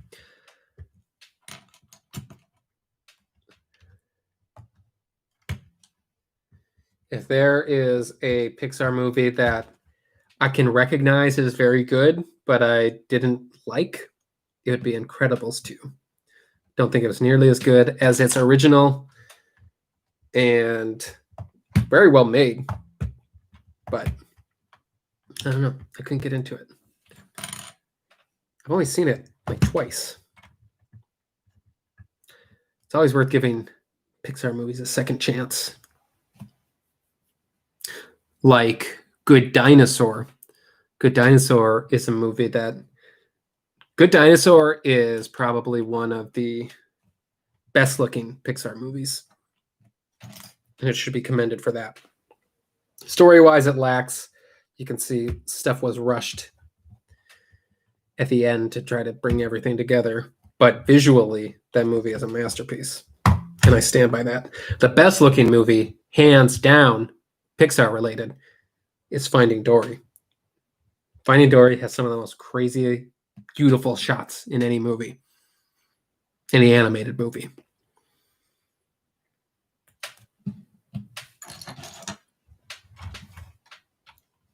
I don't know why that red piece just went there, but it's there, and now we got it.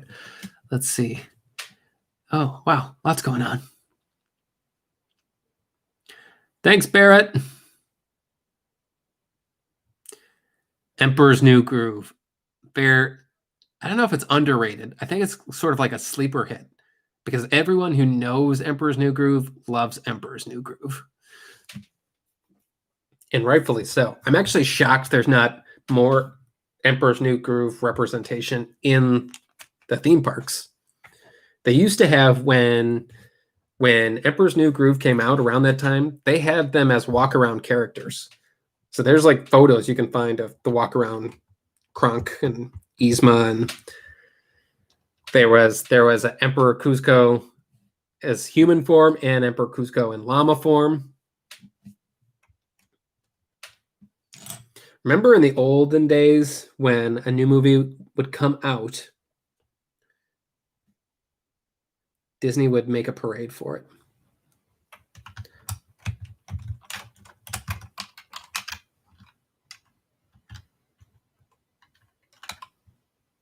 I miss those days. Again, I made some kind of mistake, so I got to go back, but not too far back. Hercules Parade, yes. I remember seeing the Aladdin Parade, which was crazy. I know there was a Mulan Parade. I think Chicken Little did have a parade. I'm not even joking. I think Chicken Little had something.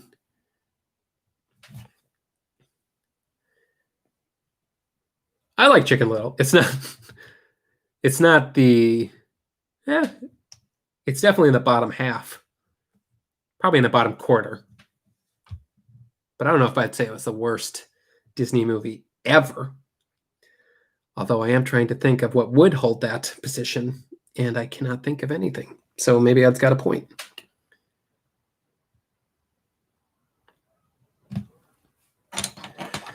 Where is the piece I'm looking for? Guys, where is it?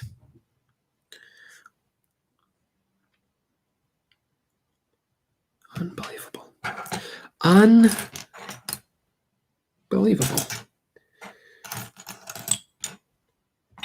Guys, I'm probably looking directly at it. That's the worst part.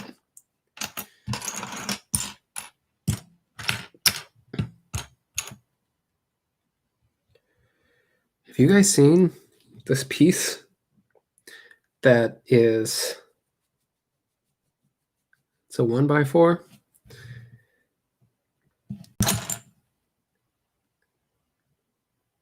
I can't just skip it.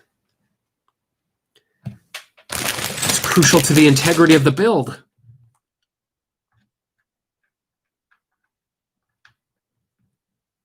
The lantern scene is crazy in Tangled. If there is a way to make that on a dark ride, I know Shanghai's got, it's sort of represented a dark ride, but it's outdoor with projection mixed with some physical sets. A Tangled dark ride could be incredible, especially if it recreates that scene. And it would if they made a Tangled ride.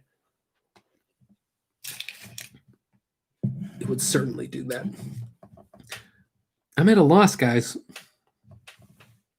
I can't believe I do not see this piece.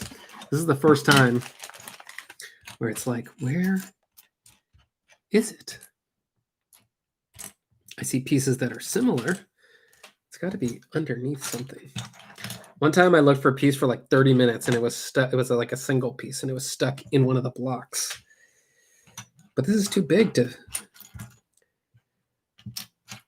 I'm getting close to putting this on a milk carton because I don't understand.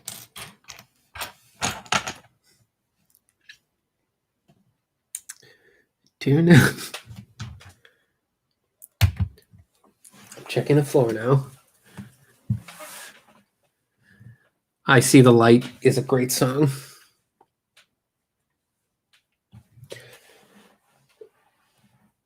Ugh. Okay, so it's up here.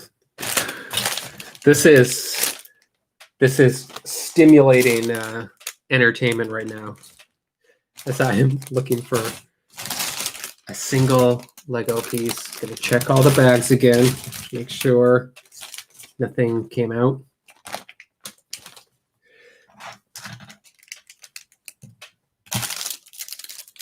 Nothing that wasn't supposed to come out came out.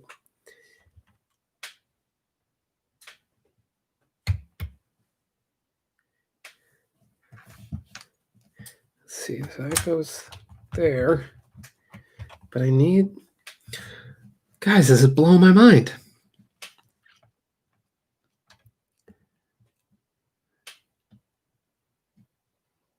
Country Bears is the worst Disney movie, which is wild because it should be the best. It has capacity to be the best, but the Country Bears is not an adaptation of the Country Bear ride. It is something completely different. Complete misfire in every way. I'm very shocked to see Inside Out being in the bottom 5. That's curious to me. I really enjoyed Inside Out. Frozen 2, I'm a big fan of. I might like Frozen 2 slightly more than Frozen, if only because I really like the soundtrack more of Frozen 2.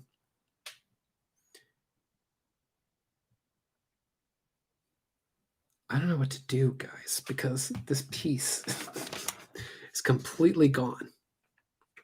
It's just gone. It's not there anymore.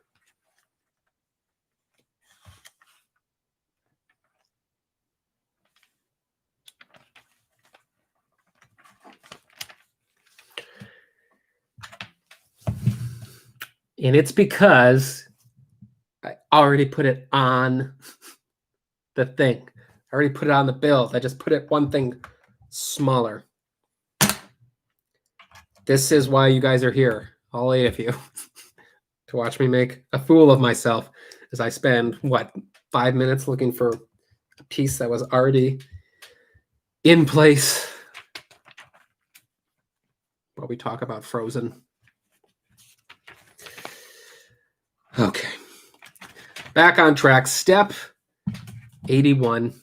And can I help you? Can I help you? Buddy, we're doing a live stream right now. This is not...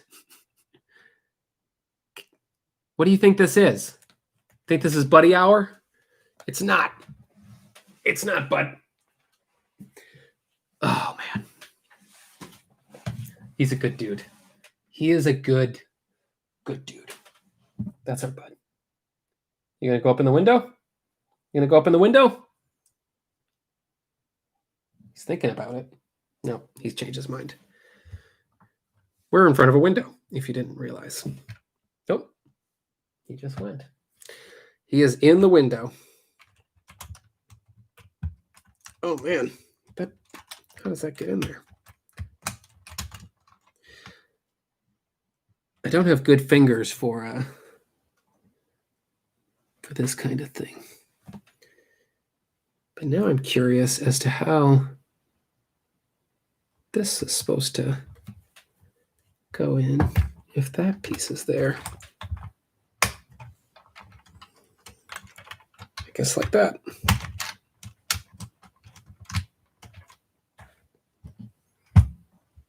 How did I get that piece in?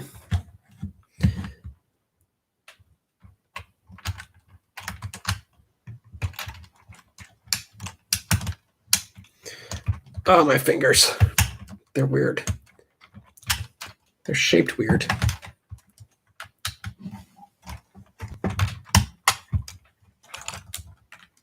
How did I do this? How am I gonna do it? How am I gonna do it?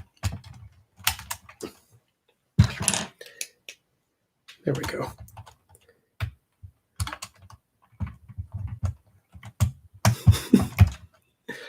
Thank you guys for watching this.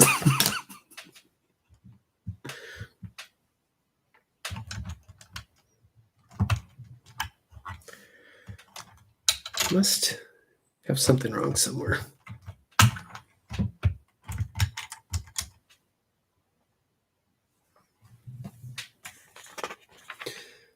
Let's make sure we're on the same page, because I have been on the wrong page a couple times already.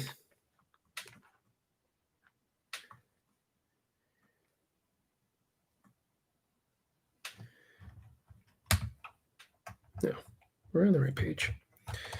We're on the right page.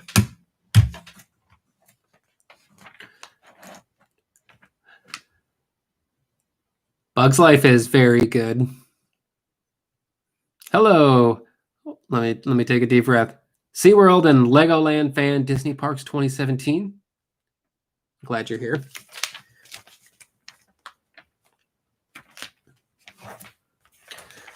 Let's see. Well, sometimes you gotta... I don't recommend cheating, but I might cheat just to get this part. Actually, let's...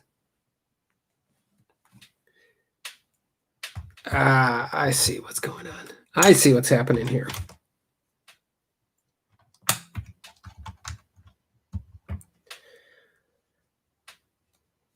Sometimes visual instructions aren't enough. You need to have more. And that was our issue just now. Okay.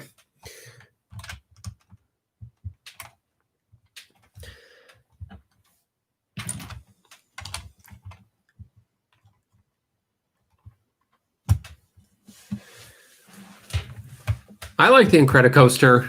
I like California Scream. California Screamin' had, as far as putting music on a roller coaster, that idea was so like mind-blowing to me when I first went on California Screamin'. And that ride score is so good. California Screamin'. I'm like it's so fun. I wouldn't say Incredicoaster is better, but it is as good, I think. Was it necessary? Not extremely. But I do like that they did try to add a story to it. And I think it works for the most part. Of course, that idea gets expanded on with newer additions like Cosmic Rewind and Hagrid's and stuff like that.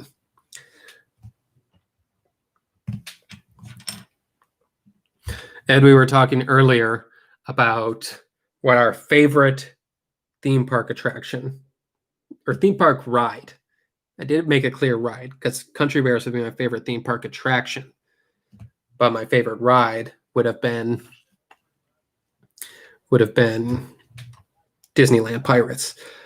That's right. There was so much more in California Adventure when it opened. It's more California specific things, like the Maliboomer, like the orange thing that the swings were inside of. A much different place in the early 2000s.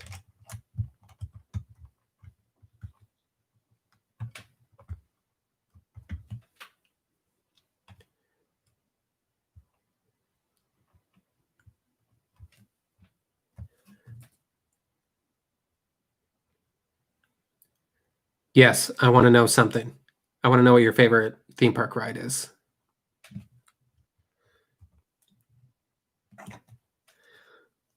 Oh man, it looks like we're starting to close up the ship. The ship is starting to close in. I'll put that there. What was that like at being in California Adventure opening day? Was there a lot of hoopla? Was it like a red carpet premiere? I wonder what it would be like to open up a theme park. I've opened up rides and that's exciting, but opening up a theme park as a whole where there's so much to do. Well, maybe that's generous for California Adventure on opening day, but there's more than one ride you got to hit. There's tons of rides you got to hit.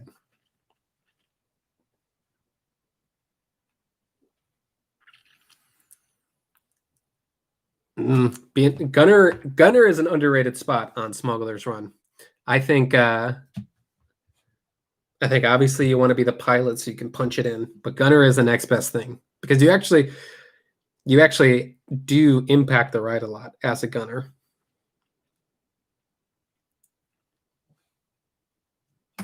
Soarin' is crazy, and I can imagine. I'm surprised that it wouldn't be crowded. I mean, it's still a Disney theme park, and just in the couple rides that I've opened in the last couple of years, there has just been like chaos. But again, I would get there early. It's probably a smart tactic to just wait the crowds out a little bit. Then everything should be a little smoother by mid-morning, in theory.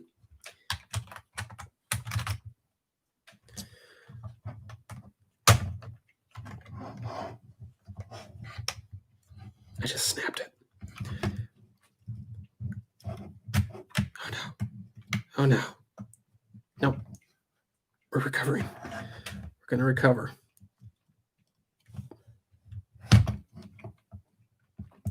Did I do that? No. I did it wrong. I did it wrong, but it's okay. There we go.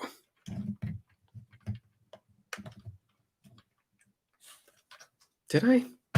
Well, now I don't know. Now I just don't know.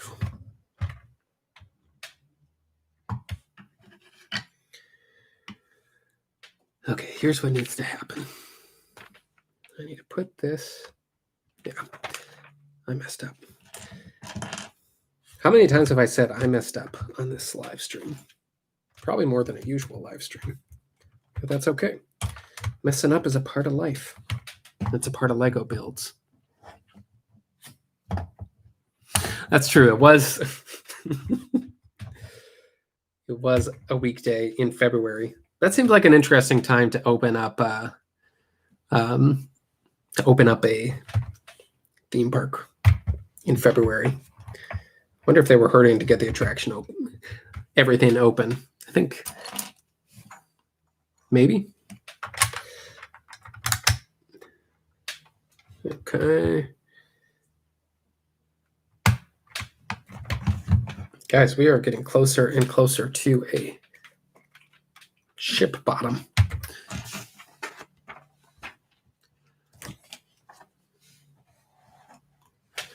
That would be pretty wild. That's like a super early soft opening. I have never even watched like a POV of Terminator. I'm trying to think what is where Terminator is now. I think it might be Bourne Stuntacular is where Terminator was. At least here in Universal Florida. But I'm not sure what it would have been in Hollywood. The layout of Hollywood is so like foreign to me. I've been there, but I don't remember nearly anything about it.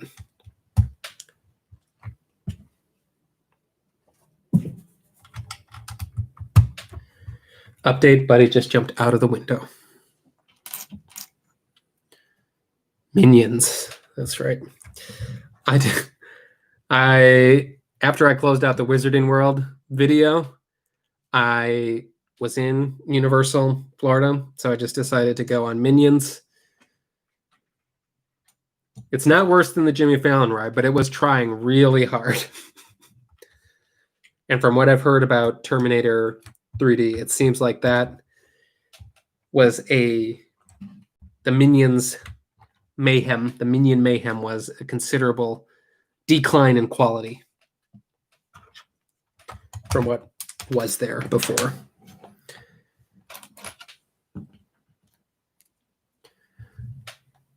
I wonder if it was Minions where it is in Universal Florida the same as it was, that also where Terminator was? Because right across from there is where Shrek 4D, which obviously wouldn't have been an opening day attraction either. Still haven't done Shrek 4D. Though I have heard things. About Shrek 4D. The name alone implies screens, which is fine. It's fine. Screens are fine, but they're not the best.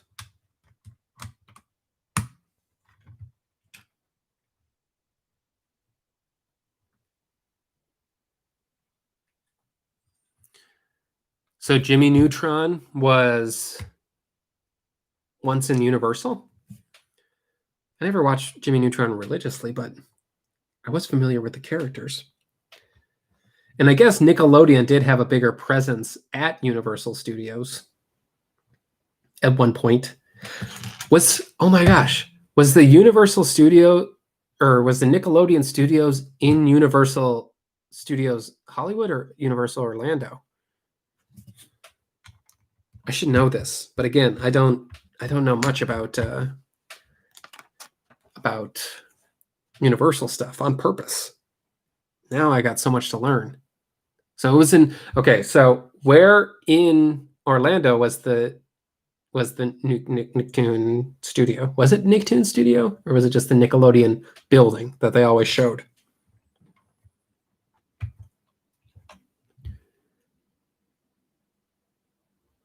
Would it have been where like the Kid Zone and stuff is now, or somewhere?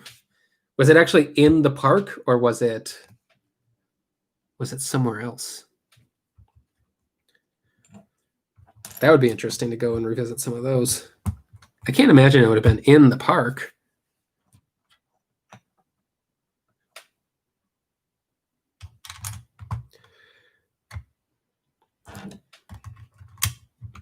Putting more things on the deck of the SS Willie. We're on step 90. Let's see where Blue Man Group is now.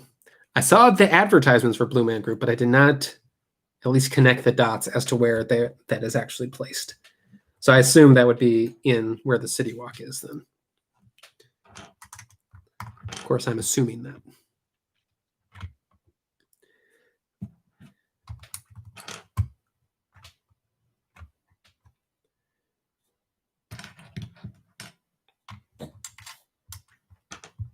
I think it was mentioned before, but one thing that I wish was still there that is not anywhere, I don't think, maybe in overseas parks, but the Back to the Future ride. It seemed cheesy and definitely a decline in special effects from what I've seen of it. Stop motion graphics, but I think it looked pretty awesome. And I loved E.T. the ride. like that. It's probably going to be something I try to hit every time I visit, if the wait times aren't too redonkulous.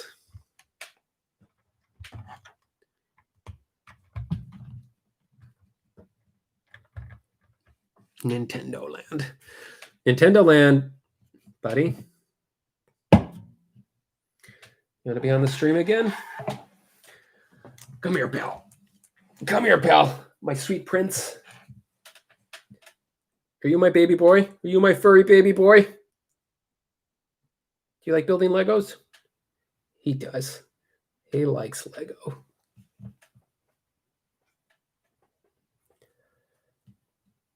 So for Back to the Future, the ride, was it the same? I know it's where Simpsons was, at least in Hollywood, right? Now I'm second guessing myself. Did the ride vehicles resemble DeLoreans? I mean, I would hope that goes without saying.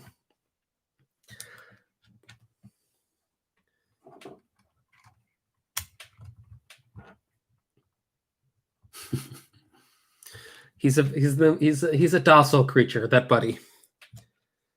He can he's a good boy.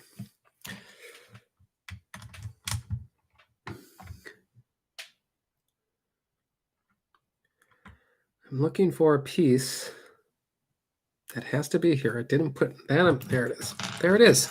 We're literally the closest one to me. 8-passenger DeLoreans. That still counts. I wish those things could be documented in a better way. I think it was Rob Plays, another YouTuber, who came up with the idea that when rides close, they should sort of commemorate them with like special Blu-ray sets where you can get either a ride through of the vehicle or a ride through POV of the ride in like 4K HD, or in a case like Back to the Future, where you can actually have the film restored to like 4K. Then you could have a bunch of special features on it that would also, say whether sort of like behind the scenes. You could even package it with like remnants from you could make it expensive, I guess. Pack like things from set pieces or pieces of the vehicles or whatnot. I was like 11 years old, 12 years old, and I bought, with no like certificate of commemoration, is that the right word? Certification to prove that it's actually legit. But I spent like $20 on a DVD POV of 20,000 Leagues Under the Sea from Walt Disney World that also supposedly came with plants that were from the ride. So I had a piece of ride history, even though it very likely wasn't, because it seemed like it was just an aquarium set piece. It might have been. Who knows? I no longer have it. I misplaced it at some, and I don't feel bad about it. But I like the idea of having something from the attraction in your hand to go with that kind of box set. Yeah, I saw that Defunct Land was building the VR park. He's been like teasing that for a while, so I'm very curious to see how that turns out. I don't have a better way to view it other than on my phone. But that'll be a fun way to experience some things in the future. Everything's becoming virtual. Right? Was that? I went too soon with this one. It doesn't go there. Pop. Okay. I need to start on this side of the page, not skip a step. It's crucial. So boom. Boom. If Disney was going to make box sets and things like that, I would buy one, but I also volunteer to help put together those special features.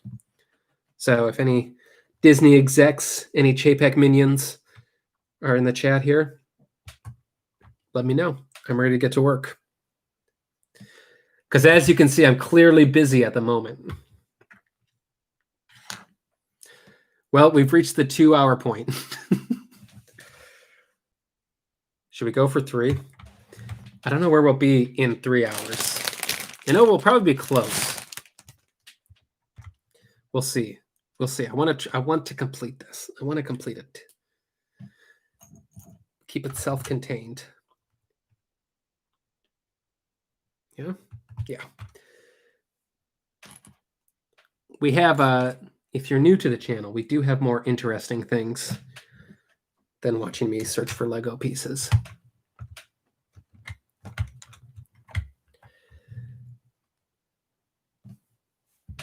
So we're building the Steamboat Willie deck here from, or as seen in the 1928 short film, Steamboat Willie, where Mickey Mouse whistles. Whistles a song that is heavily copyrighted, I believe now, called Turkey in the Straw. Look at that deck. It's like marble. It's like marble. But it's still Lego. It's plastic. Plasticky.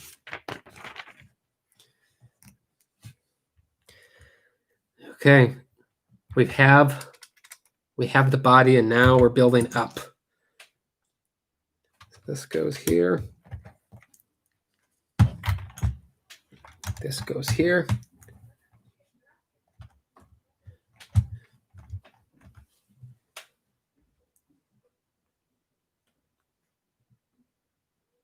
PS5. You're one of the lucky ones. Let's see. Wait a second here. Here we go. Here we go. Did I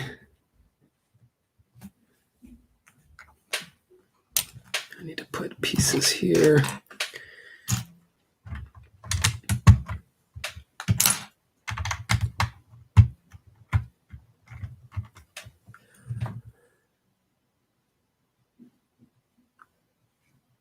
Oh, I might be getting a PS. I thought you said you got one. Well, yes, good luck. Good luck on your quest. I am not a video gamer in any sense of the word video gamer.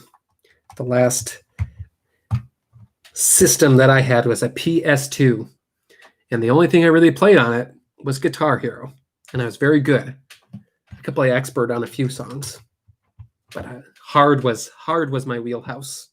That was usually where I spent most of my time. But I could do expert on a few songs, but I lacked the coordination to be good at video games.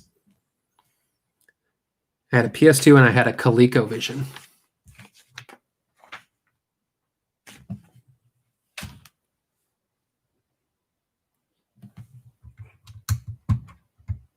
The ColecoVision was awesome.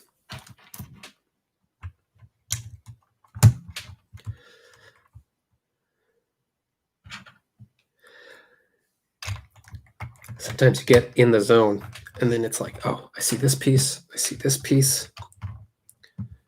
What? If you're watching this, I've assumed, oh yeah, Guitar Hero, expert, Javier Flanton. Aerosmith did have a Guitar Hero. That's true.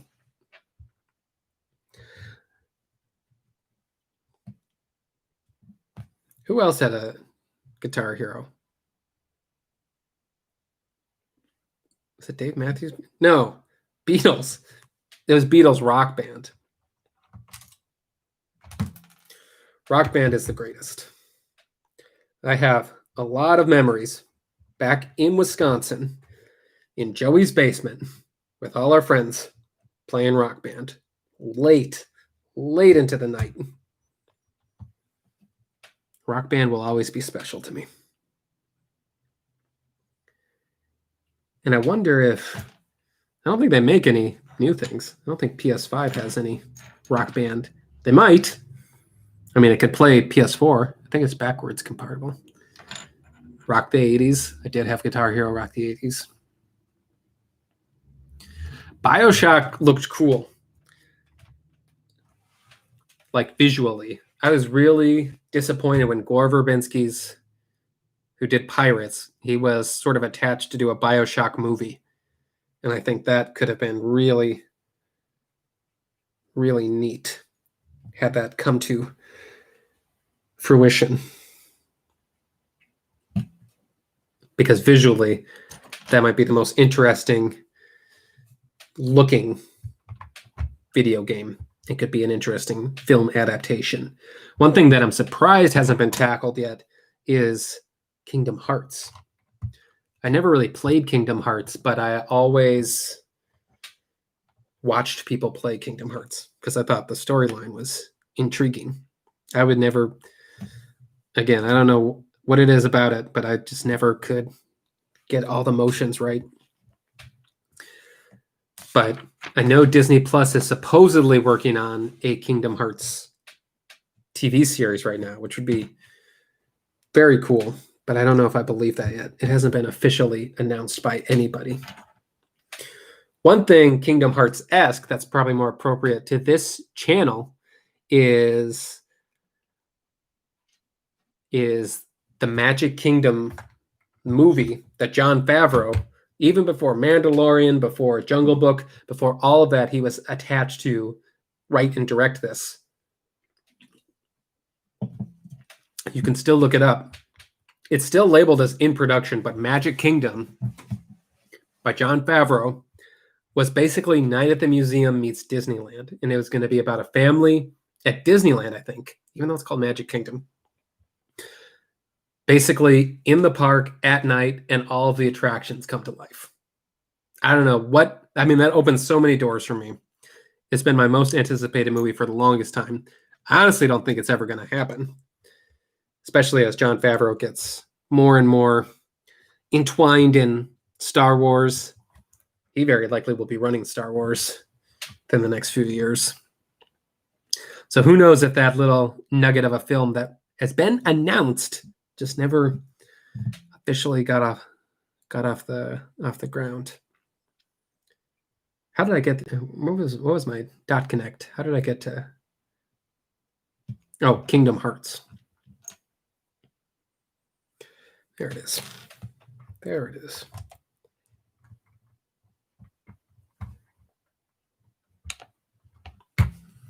Let's see. Uncharted. I think they were filming that. Are they filming Uncharted finally?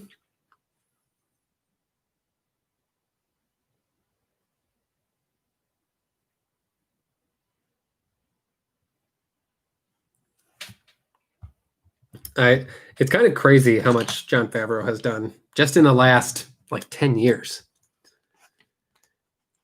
He got his hand in so many pots, as it were. Less and less pieces on the table here.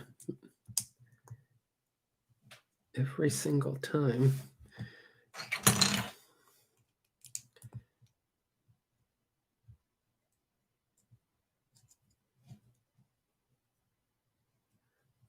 I think Tom Holland is my favorite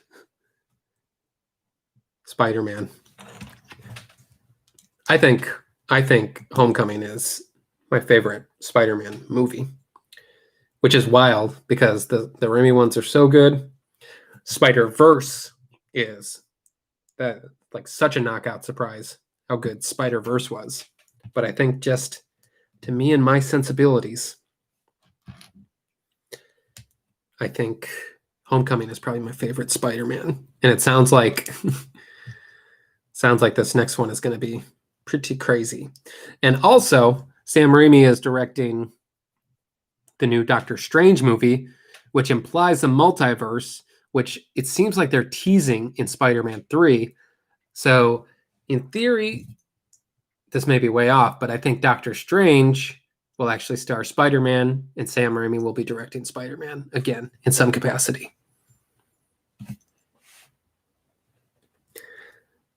That's my theory, at least.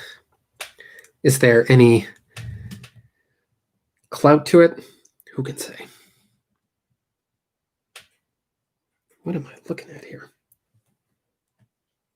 Is this supposed to slide in.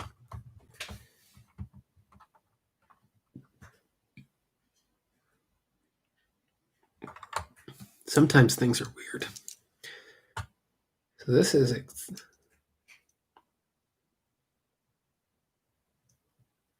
wait, did I do that right?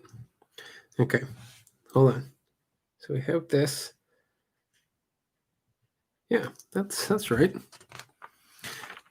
Let's make sure.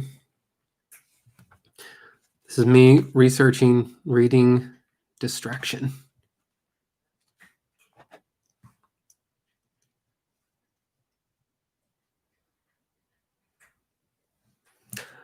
Yeah. One of my all-time favorite Sam Raimi movie is not actually a Sam Raimi movie, but he did write it. He wrote it with the Coen brothers. That movie is The Hudsucker Proxy. And The Hudsucker Proxy is probably one of my favorite Coen brother movies too. Some of my favorite directors. But The Hudsucker Proxy, if you haven't seen it, it's very good.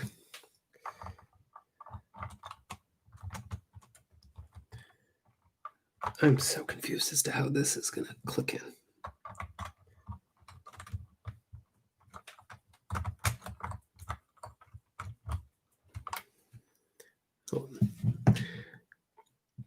Sometimes you look at an instruction and they're just like, yeah, it goes there. And you're like, okay. And then when you actually try to put it in, it doesn't do what you were hoping it. Racing Arizona is hilarious. I think Coen brothers are master filmmakers. Probably my favorite overall, just because they are weird and goofy and so wide ranging. Like they have so many different things in their catalog.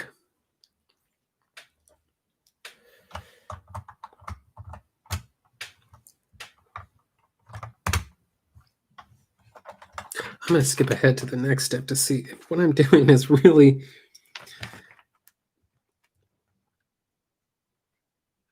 it's supposed to fit in. I was under the notion that this needed to click in, but it doesn't. Sometimes they should be clearer on that because it goes up and down. Okay. Back on track. Back on track. There we go. Well, whoops. Let's leave it there for now. Bye, SeaWorld and Legoland fan. Thanks for stopping by. And welcome, Betty and the Beast, to the most exciting live stream ever, which is basically me blankly looking at a table and looking for pieces that so far I've already put on the boat. This is what it looks like so far. I honestly thought I'd be done, but been distracted in a good way, in the best way. It's not too difficult. It's been it's like the perfect amount of fun and excitement while still being slightly challenging. It's not like a kid set. Let's see, what is this? Some of the boxes have ages on them. So this is a 10 plus, which I would agree with. But as we all know, Lego is for ages 0 to 99. I think it's 0 to 9. It's definitely 99. If you turn 100 years old, you're too old for Lego. And that's official.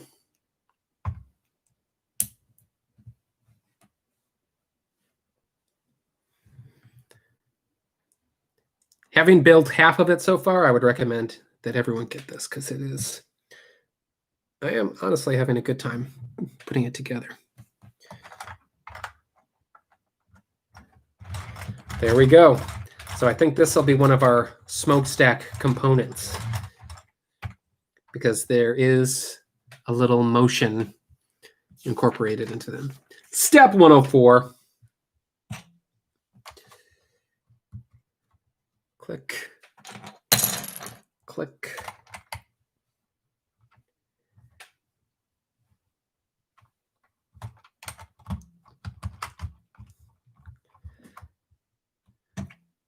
And click, and click.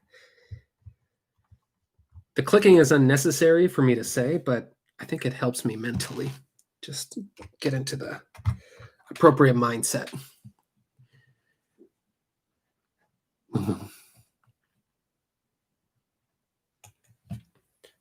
This was a Christmas gift, so I actually don't know what it's running for price-wise.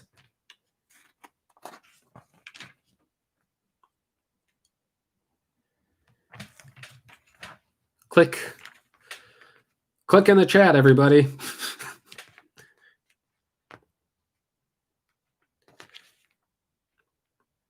Did I? Yeah, I did. I did. On to 106. We are already on step 106. But we've got quite a few steps left, if I'm not mistaken. There we go. Okay, so I need the green pieces.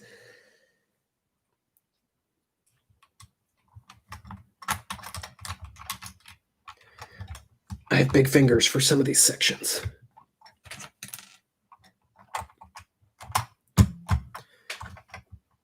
This will not be all of the content for Happy Place Explorers today. There will be an Epcot vlog later. You guys can tune in later. Check it out. Been teasing it a little bit. Just an update as we walk around and see all the new stuff that's going on. Primarily the fountain. Fountain is very, very cool. Cats are running around. Okay.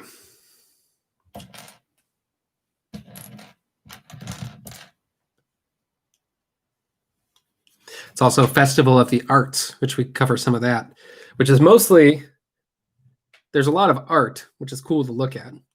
But I think this year, there's just a lot of restrictions and whatnot. And if you're not going there to eat food, which I currently am not,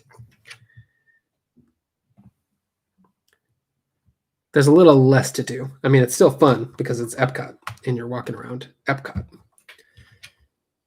But as far as years past, it seems like there was more entertainment, more things that made it special.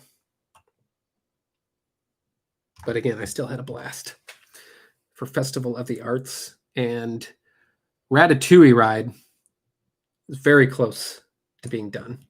So we get some looks at Ratatouille. I mean, we don't know anything as far as what it looks like on the inside, but on the outside, it looks done, which is wild. It's going to be done. Like, I feel like they're just going to open it up randomly on a weekday. They're going to California adventure it. They're going to be like, hey, it's a Thursday in February. Time to open Remy's Ratatouille Adventure. They've done it before, apparently, so it's in the realm of possibility. Never say never.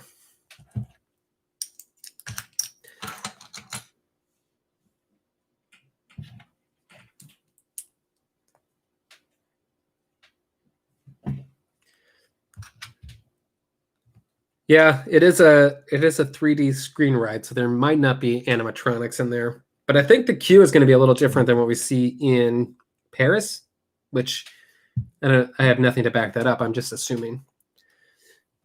But I know Paris used to have, or the France Pavilion used to have a Remy.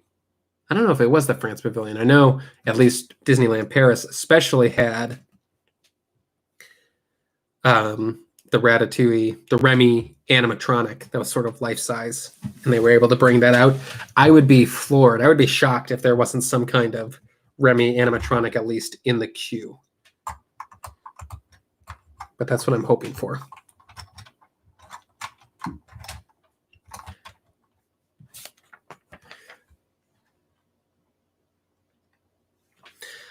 So I'm not going to try to click that in like I did last time because it's supposed to be motionful. Is that a word?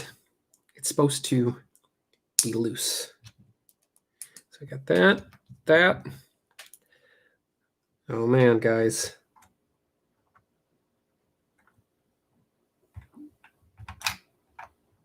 Is that right?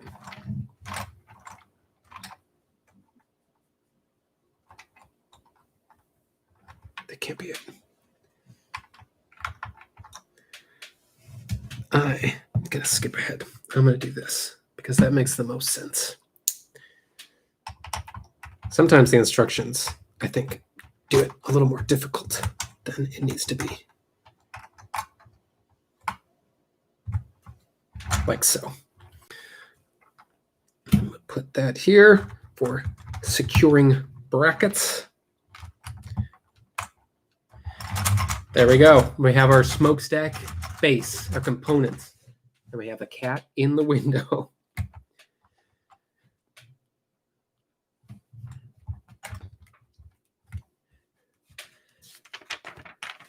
Let's see.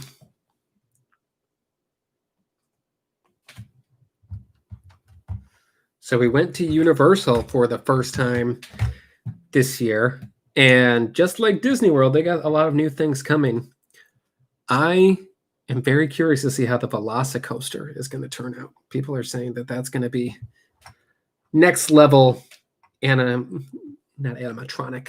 Well, there will be animatronics on it, but just like as far as theme park rides in general go, it's going to be pretty great. And by all accounts, it will be. It looks very cool from the outside. That's slated to open in the summer.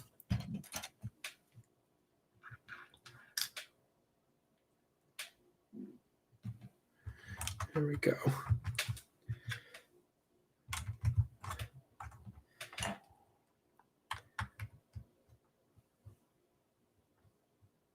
Yeah. So then that. Our boat is getting taller and taller, but it's got wheels on the bottom, so it slips a little more when I'm working with it. Okay, and here we go. 1, 2, 3, 4.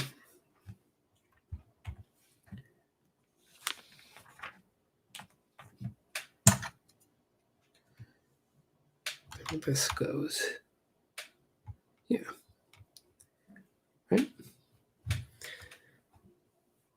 We're almost in the home stretch of this build, guys.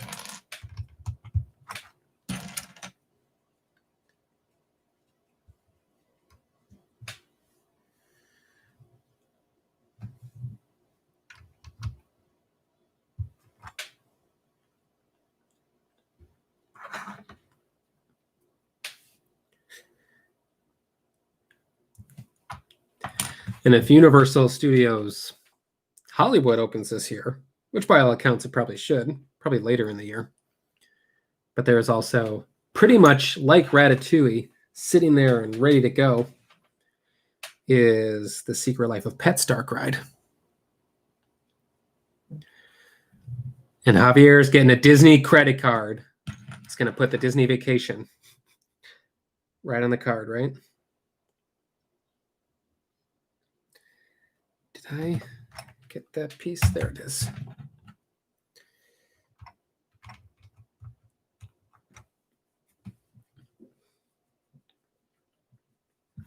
This goes here. This goes here. And this goes here. If not a Disney vacation, at least a Steamboat Willie Lego set, right?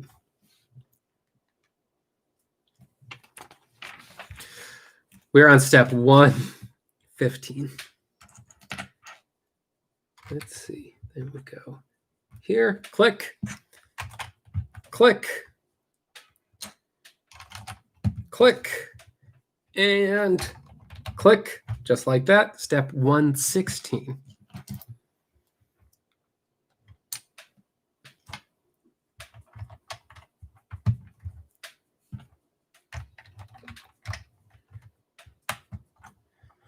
What's everyone's plans on this Wednesday evening as we get closer to the afternoon?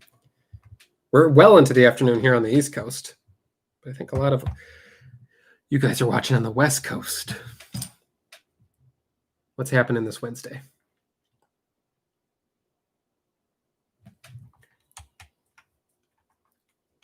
Where is this supposed to go? No, of course not. Of course not. That would be crazy if that's where it's supposed to go.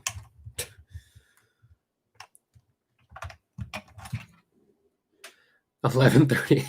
Yeah, we started early. This is the only time I had to do it.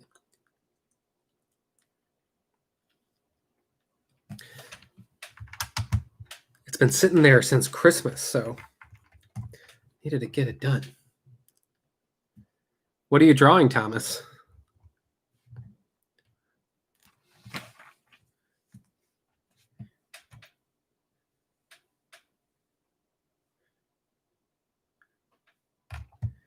Boom, boom. This goes. That's awesome. A Baby Yoda credit card. I would say post a picture in the chat, but I don't think you want a credit card number.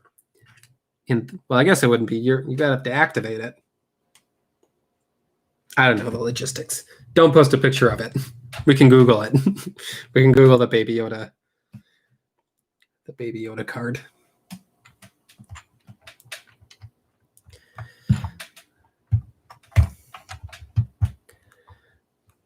We are getting closer and closer to an actual steamship vessel, which is crazy because before we just had a pile of bricks. It's just a pile of bricks, and now it's a half-constructed boat. That's right. It was a credit card promotion. It wasn't actually a credit card. So there you could post a picture of it. And they should thank you for it because then you're also promoting the new cards.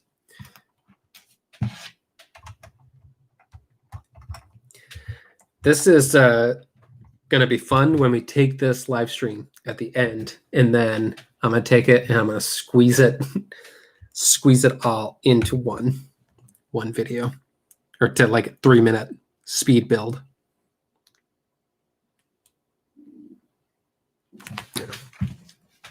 Step 119.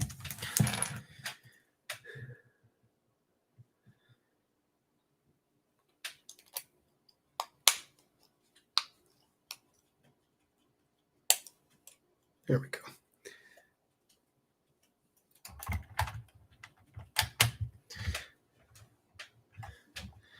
I don't think, just based on how those pieces fit in, I don't think they were made for this. I think they just had extras.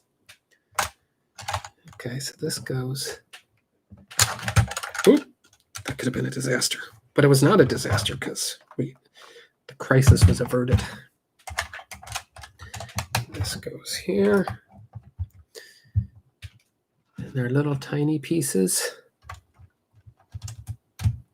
And a little. I'm surprised you can't post pictures in a chat. We are building the SS Willie from Steamboat Willie. It stars our friend Mickey Mouse. And I believe Minnie will be constructed at some point. But we haven't got to that point yet in what? How long have we been going? Oh my gosh. We've been going for a while. But that's okay. We're having fun while we do it. So that's the most important thing. Right? One of these days I'm going to be live streaming back in the park because that's arguably more exciting than this.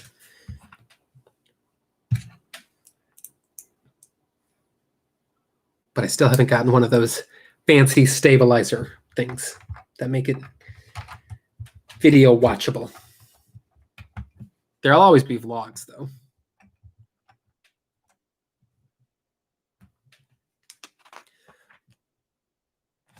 Oh, man. Here we go. These almost look like headlights. don't think they are, though. I think it's just more Lego pieces. Obvi.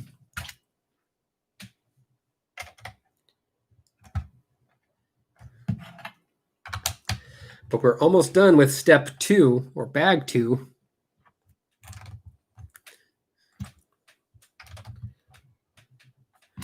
I'm getting excited.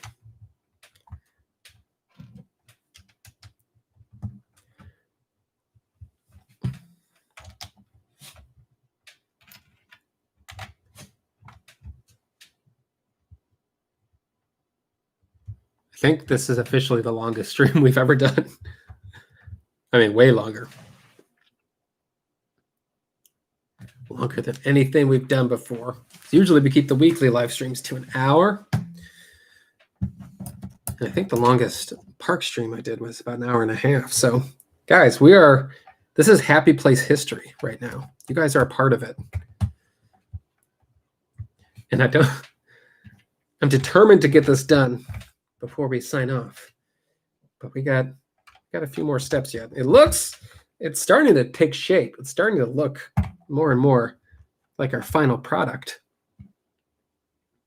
which is very exciting.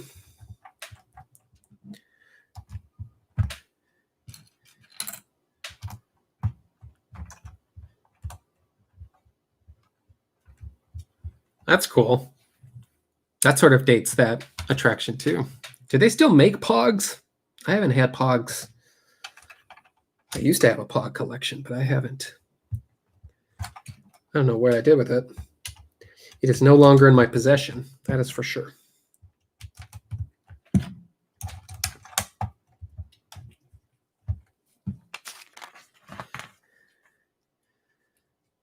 Okay, so now we have some gear work to do. I wonder what. Oh, this will be for our smokestack. So these things are finally coming together.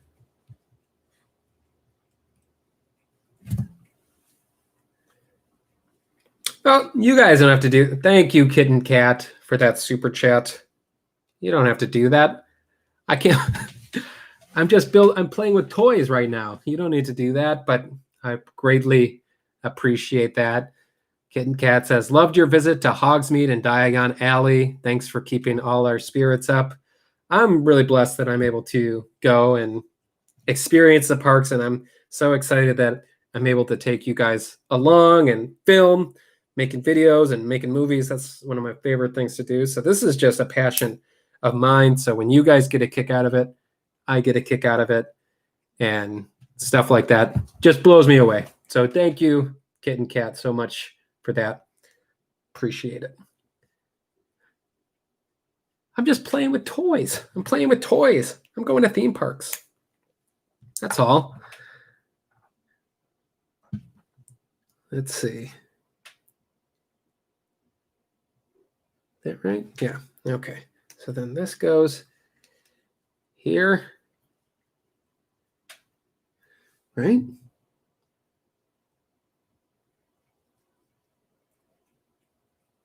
Yeah. We're on the same page. Architectural ideas for entertainment. I like that. I like that term. I can get behind that. Easy, for sure. I can get behind that.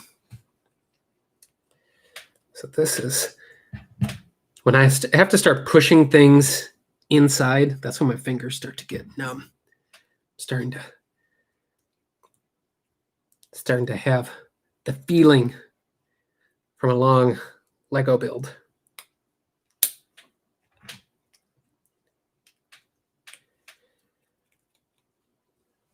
Okay, so now I'm curious as to how this clicks in.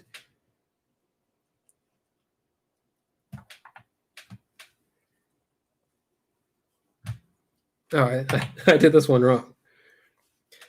Which is going to be an issue. There we go. Right? Yeah.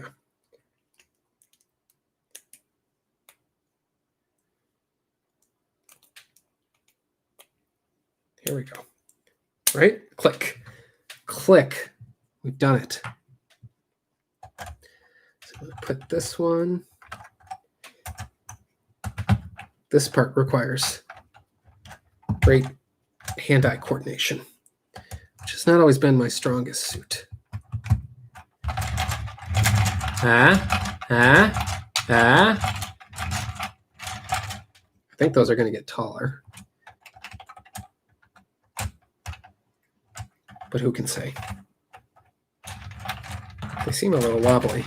I bet those will get secured in some way. And we got this little bird guy.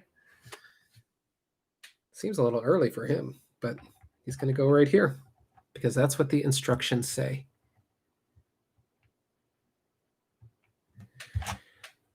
Cheese or Diet Coke? I like cheese with my Diet Coke. I have a Diet Coke with me right now, but you better believe cheese is a frequent part of my daily routine. I want to make sure I did this right. I'm going to pull it out again. Whoops. Whoops.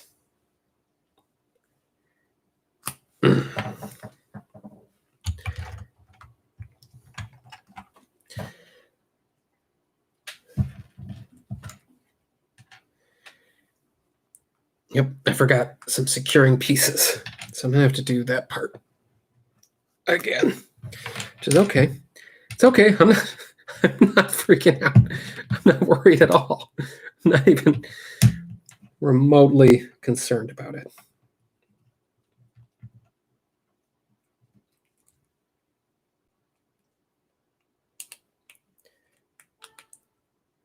That go in? Oh my goodness. Oh my goodness.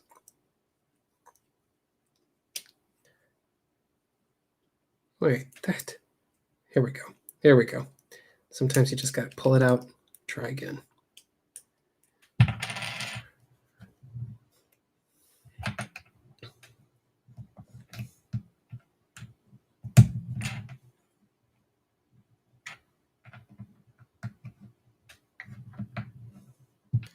That's there. There we go. Has to be lined up solidly. You know what? Here we go. All the pieces counted for. Right? Right?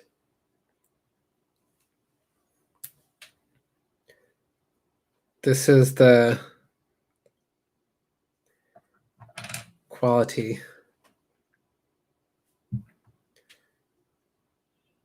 Wait, hold on. Okay, so this. I'm going to redo this whole thing because, which is weird. I had them all together, but now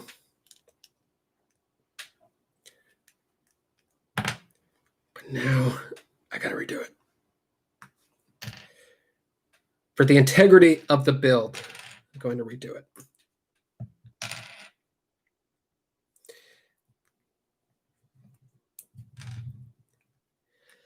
I'm going to follow the directions this time because I tried to do it without. That did not bode well.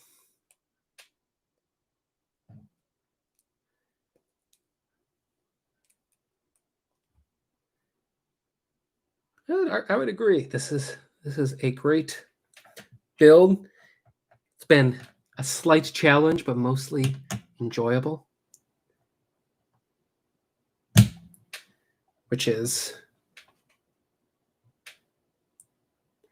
in essence, the most. I think I did this one wrong too.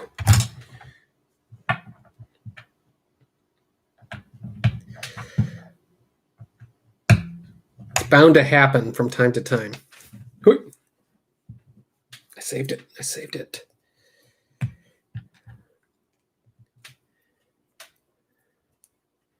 I bet someone could make a custom rock and roller coaster set. I'm actually surprised it hasn't been done yet.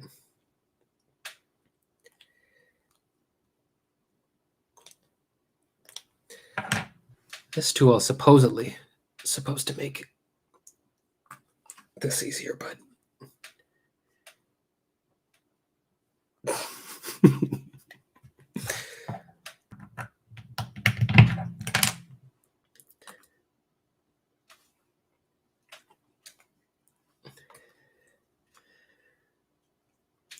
as in the night bus from Harry Potter, because that would be cool.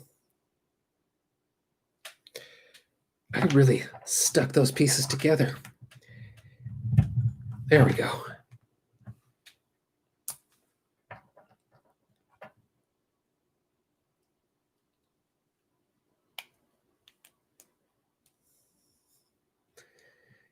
And getting close. Aha. Okay. Was it worth it? I think so. I think it's going to be important in the next step. But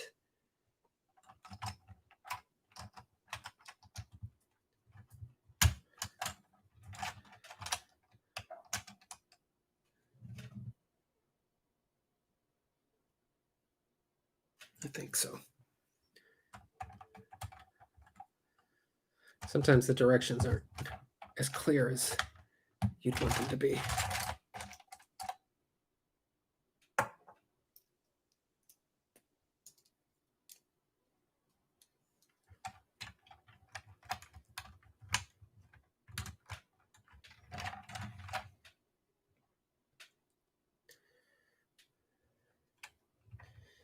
So far, the smokestacks have been the most challenging part of the build, but I think we're on track. Holy moly, we are approaching a 3-hour mark. And with 3, we are on bag 3. Doesn't seem like, seems like this is the home stretch. Should we just go for it? I wanted to get this done in 3 hours, but I don't know.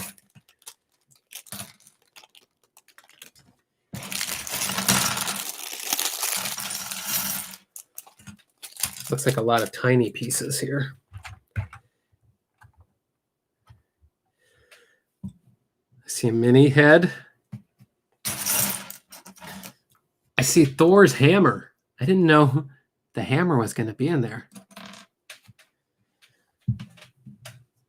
Chicken salad. That sounds good. I've been making tuna salad every night,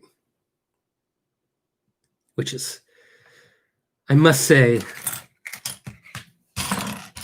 can be good if you make it right, which I do, obviously. We're almost, let's see, how was my division? We're 1/8 of the way to a 24-hour live stream. See Mickey's little, or Minnie's hat.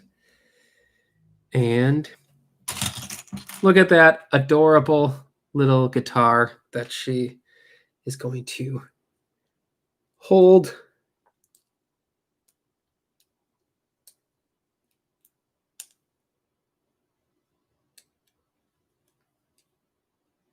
Maybe. We'll put her like that for now. She'll hold it eventually.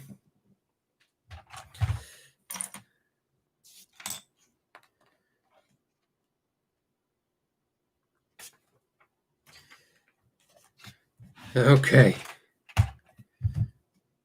21 hours to go to a live stream. Let's see. Let's put a wager for how much longer. These are the pieces that are left. How much longer do you think this is going to take?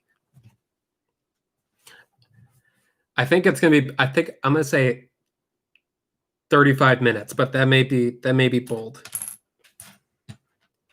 This stream will not go over 4 hours. I can guarantee that. But I'm going to try my hardest to get this done in the next 35 minutes or so.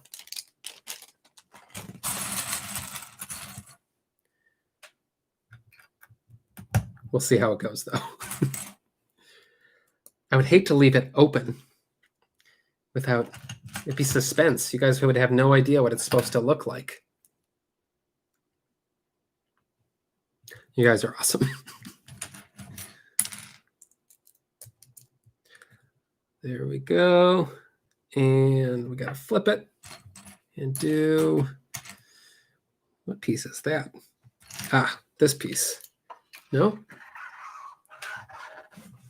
Hey, what are you doing? Making noise over there. Yes, sir. There we go. Okay.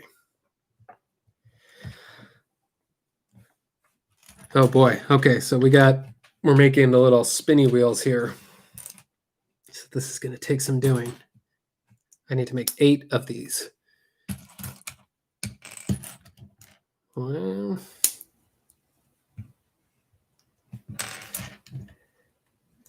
so it's 1, 2, 2, 3. I'm going to have to make 8 of these.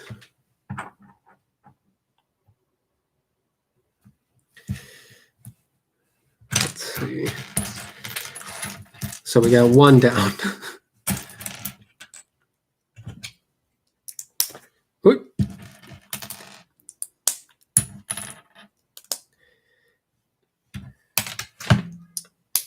Another lap catch. 2 down. Try not to click cat hair into them.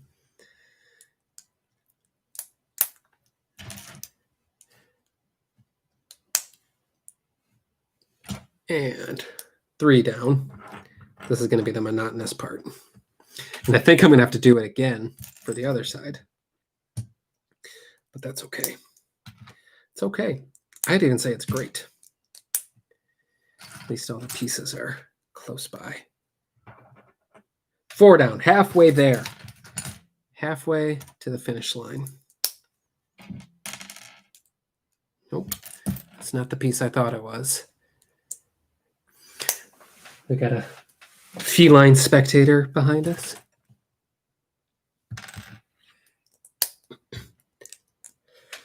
Five down. 3 more to go. Only 3 more to go. Technically, it's going to be 11 more to go because I'm sure we do have to copy this on the other side. Actually, I'm already seeing that. It says make 2 of them. Should I just go ahead and make 16? Might. Just to get this part out of the way. Because this is monotonous, as they say. Oop. See, my hands are getting slippery from all of the work, all of the hard work and dedication that's going on here.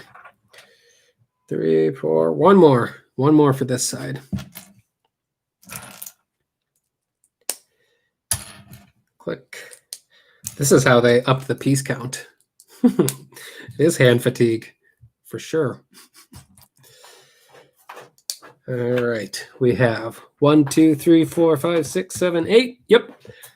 I am just going to go ahead and build the other side because I know that I'm going to have to eventually. So why not just, since we're in the motion before the hand fatigue truly sets in, let's just get it done. Let's just rip that Band-Aid off. We're more than halfway there now, guys. Click, click, click. I'm worried I'm going to make a mistake at one point. Then I'm going to have to undo something. And now, you can hear Buddy doing his business here. Settle down, cat. Settle down. Then we got this.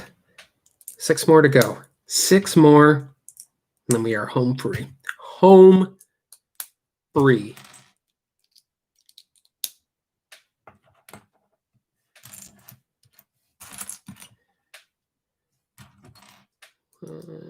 Click.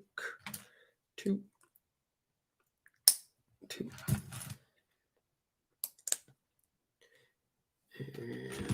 Now that we've built so many, the pieces are like falling apart.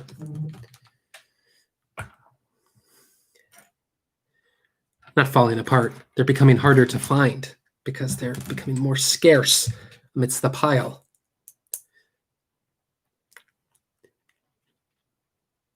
I think we just crossed the 3-hour mark. But we're technically in the home stretch here. It's going to be great.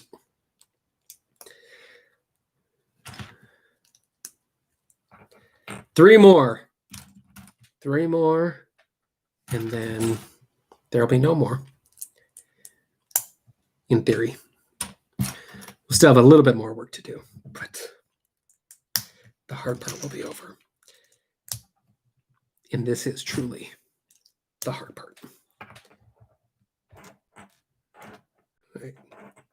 Yeah, two more, and after this, it'll just be one more, and then it will be no more.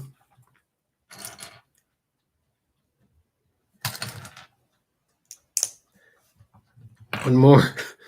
The most interesting part of this entire live stream is unfolding right now. Okay, and this piece, that piece, and that piece, and that piece. Okay, we have the set. Now we do this to do that again. We do that to do that again. And then we do that to do that again. And okay, now we construct our little spin wheels here. This will actually be pretty neat. It'll look like California Adventure. Not exactly, but with the little water mill that they have in the California section. Condor Flats.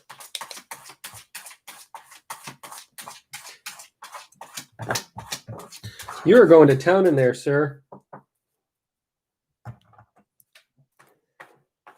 Our live stream is taking place right next to where the cats do their thing. Oh, like dominoes.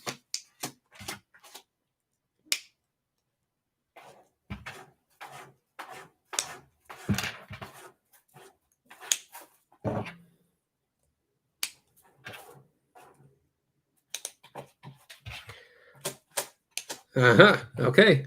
Now we have two spin wheels and less pieces on the gate here.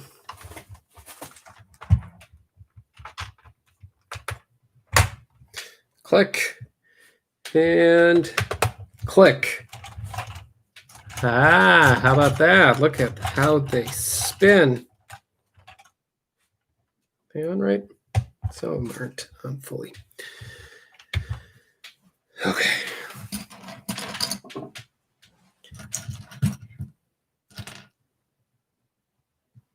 This is easily the longest live stream we've done so far. And honestly, I wasn't expecting this one to take as long as it is, but that's okay.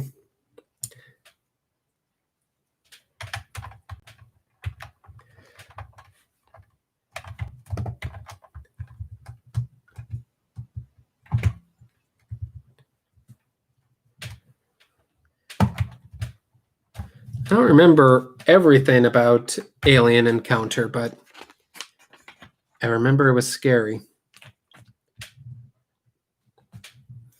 I remember more of what happens in Stitch's Great Escape, which was more appropriate for Tomorrowland, but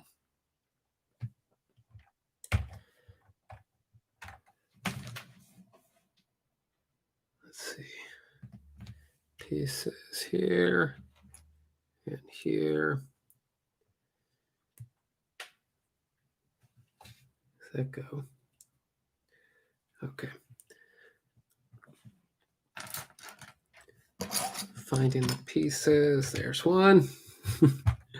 There's two and three. Got to mimic that on the other side. Let's see. When I stream for 8 to 10 out, that's a long time. That's a long time to stream. I would never rule it out because sometimes I am in the parks. Most of the time I am in the parks for 8 to 10 hours at a time. But that's a lot of talking, a lot of exploring. Yeah, I would never ever rule it out. But I have no plans to do that in the near future. And I don't know if I have the right equipment necessary to sustain that currently. But I do like editing. I like the spontaneous, unedited nature of streams. But I like being able to edit something down into something concise, make a true experience. But that's just me. Maybe it's just me.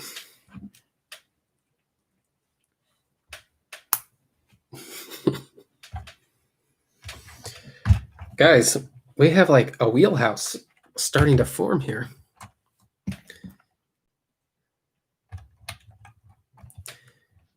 And when it's done, we're going to put it on a shelf and we're going to marvel at it for the rest of our days.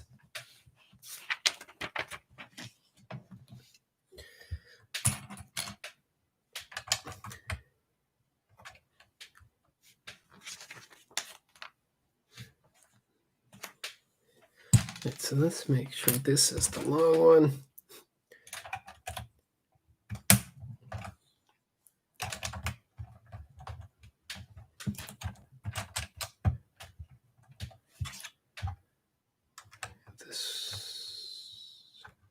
Nope, not quite.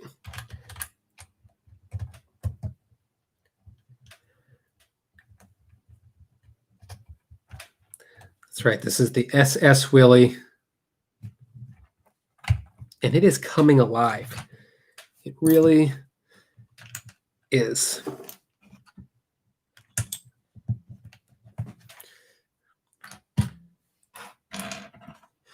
Welcome back, Javier. I'm not going to lie. It just wasn't the same without you.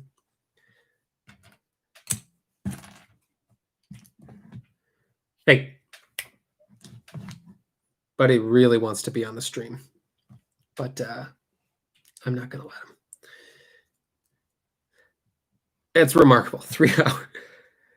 When I woke up this morning intending to do this, I thought maybe 2.5 hours tops this would take.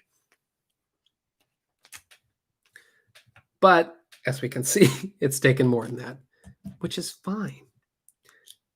No, it's great. It's great. I'm just more shocked that you guys are sticking it out with me.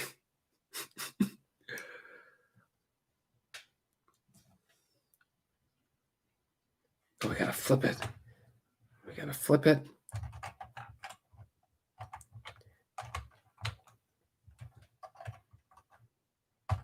This slides right in there. Okay. It makes like a chugga chugga sound.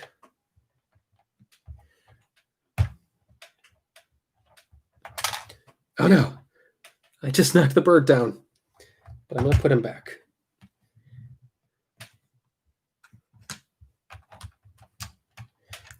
Click. Click. You guys know the phrase, the magic words. They are click.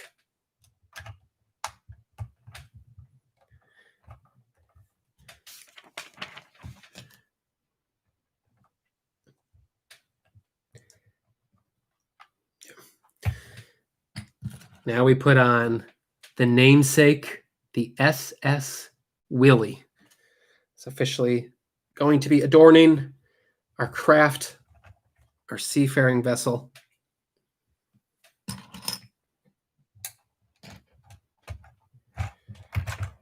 Not just on this side, but on the other side as well.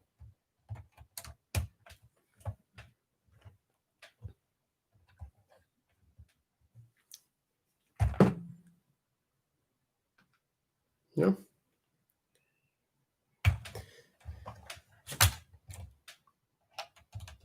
but on the true side. There we go.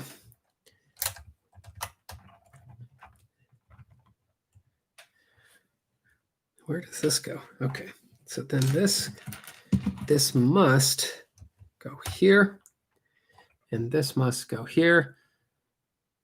Happy birthday, Francis.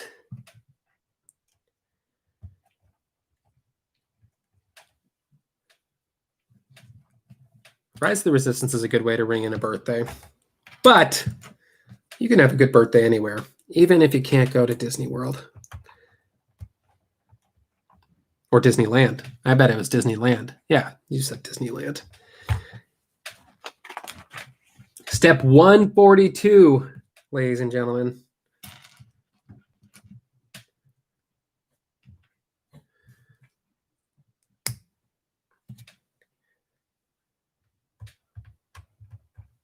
And I'm like in the zone right now. This is probably why it wouldn't be great for me to do streams. Obviously, there's a lot to see in the parks, of course. Easy to document and whatnot. But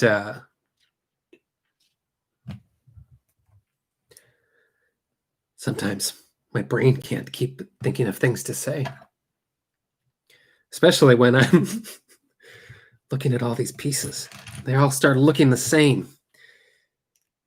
I'm going mad. I'm going mad. I'm not mad. I'm not mad. I'm not mad. No, I'm really not mad. I'm not going mad. I'm just in the zone.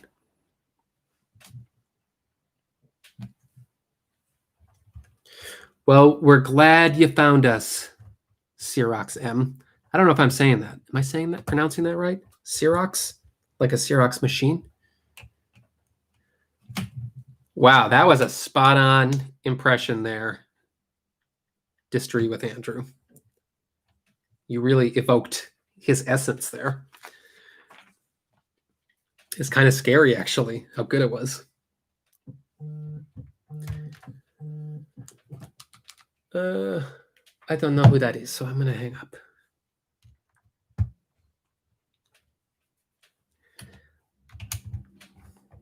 I'm building Legos.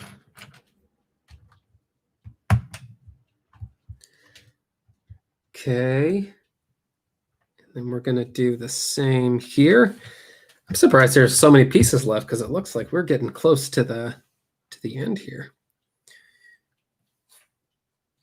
There it is. There it is. And the Kyber Crystal video is our biggest viewed channel, or our biggest viewed video on the channel. That thing has over 2 million views somehow, which is wild. Still a very popular video. Another video that has close to 2 million is the Country Bear Christmas video. Well, give or take about 2 million. Take 2 million away.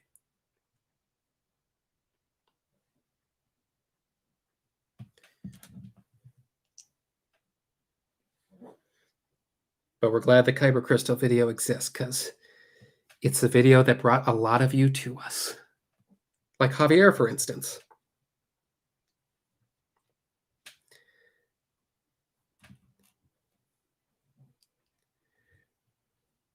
Let's see. How is this supposed to work? Okay. So we got a little piece here combined with a little piece like this.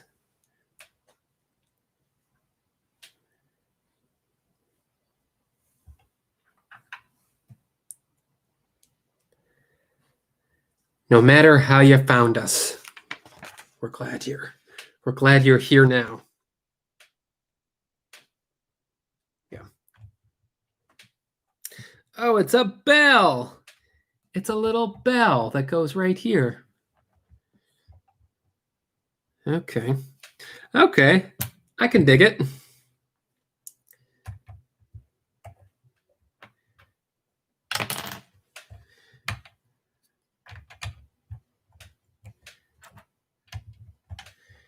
Let's see. Guys, remember when this was just a pile of Legos before? And now it's reminiscent of a classic animated short from 1928.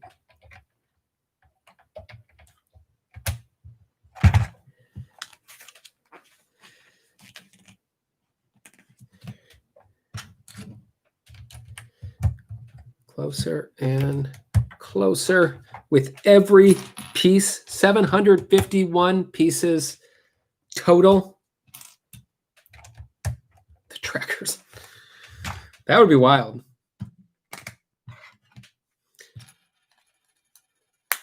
Click. Click. And you guys know. Click. Oh, but we're not done. We got a few clicks left. Click.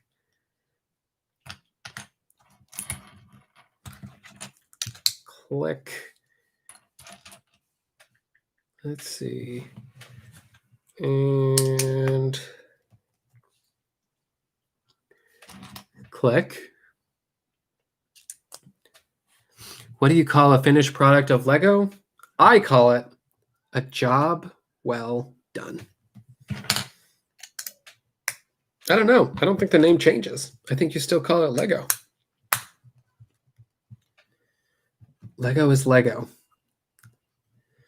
even if nobody is watching. This block says potato bin on it, which, why not? I can get behind it. Boom.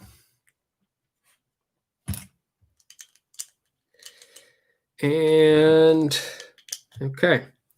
So now we got these little pieces. I think we're starting to build the whistles, which is surreal that we're at this point in our build that we're building the whistles. The famous Steamboat Willie whistles. The whistles that can be heard on Runaway Railway. Looks like we're going to be taking a break, though.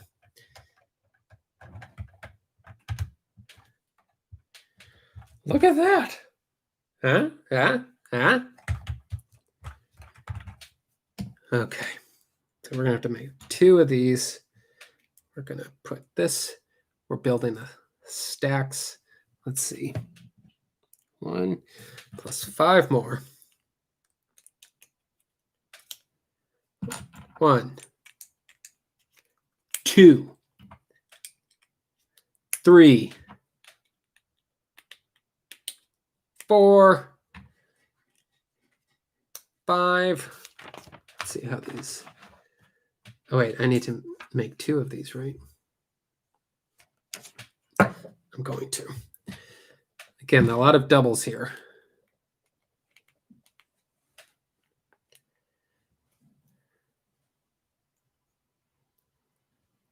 Okay. 1.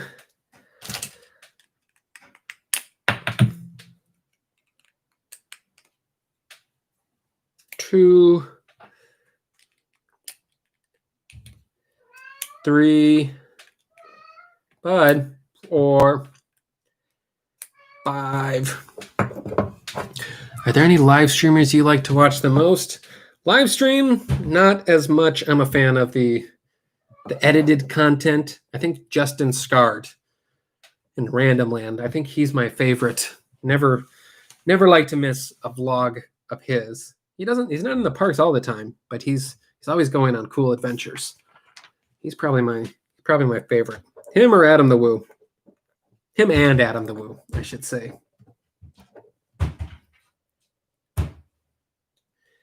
And click these in. These are actually going to be some pretty tall smokestacks. I think that's the right term. I think these are called smokestacks. But now I've lost. What kind of pieces do I? Yeah, I wanted the grays. These were not the right ones to use. These ones were, which means they must have different purpose later. Yeah, I met Justin in the park once, and he was very nice, very friendly. Not like exactly as he is in the videos. Very, very nice person.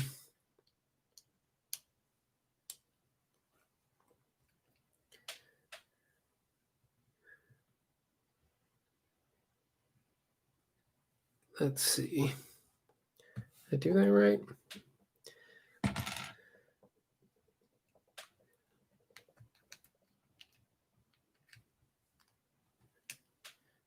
Okay, so this goes here. Did I do the smokestacks wrong before? After all of that, I might have had it right the first time. I did. Uh-oh. Oh no. I'm going to have to. Sometimes that happens where you gotta need special access. Oh. Okay. Let's hope this isn't going to be catastrophic.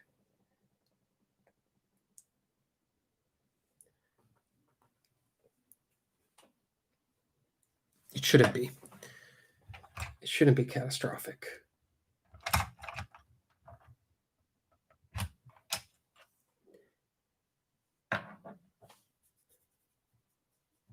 Let's see.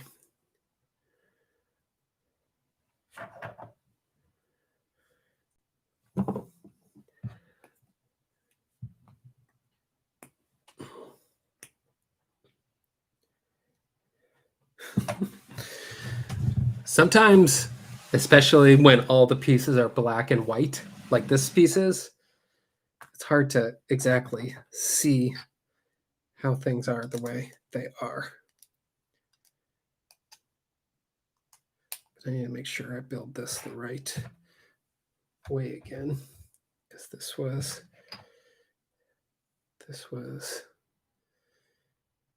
wait, how was this?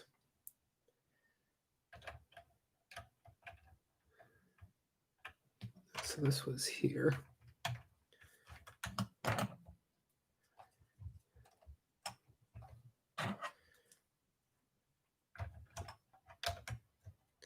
Yeah. We need these pieces here. And this piece here. I'm not going to put that on just yet because I need to fix my error.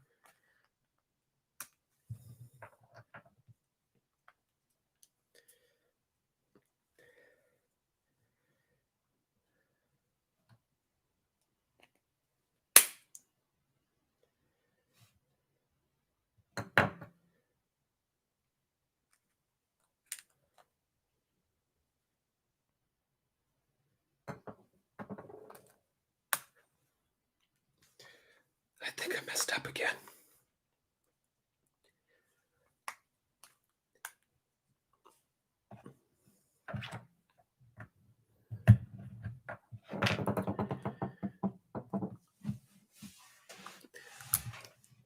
I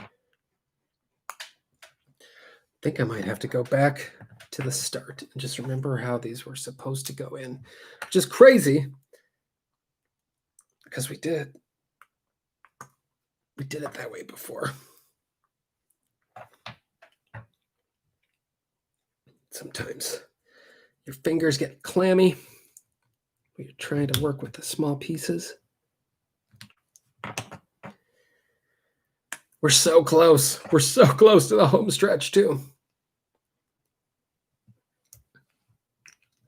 Let me dry them off.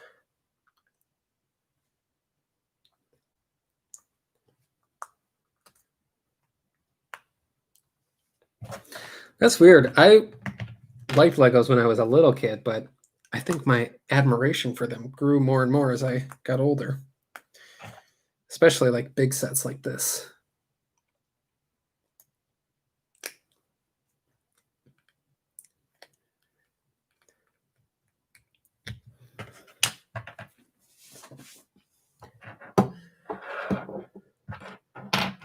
I'm going to save smokestacks for later, even though it may prove challenging later.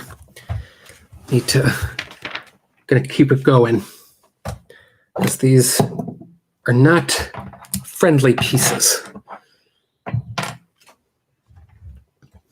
All right, we're back to the whistles again.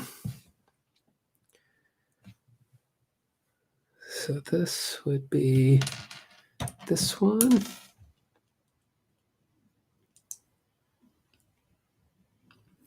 Yeah, that's sort of how I am. I'm always asking for Lego, but I'm also a lot older. But I'm still kind of a big kid, which is to say, I'm a big kid. Let's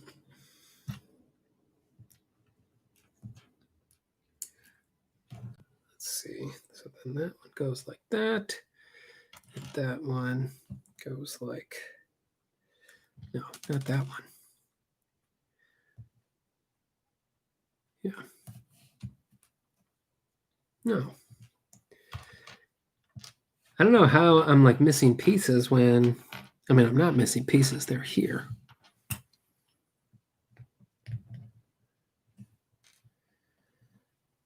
Let's put that one where it's supposed to be.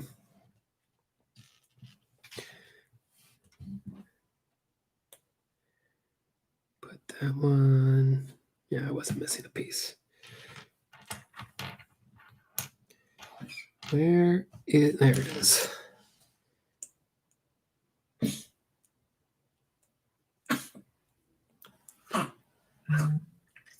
Edible Legos. That would be interesting. What would they taste like?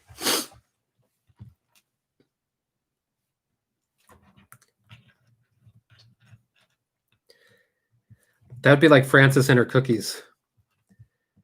She works hard to make them. They look awesome, but then they look so awesome that I wouldn't want to eat it.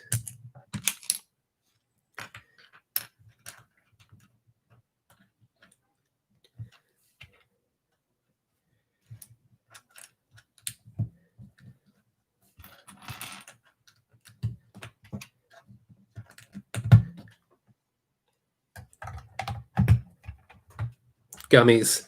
I should have expected it would be gummies, but that would be pretty challenging to work with, as far as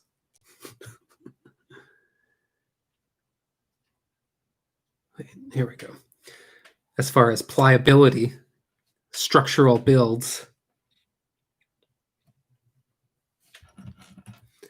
And I need the one with the claw. There it is. Do you see how many pieces are left on our table? Not much. Not much left.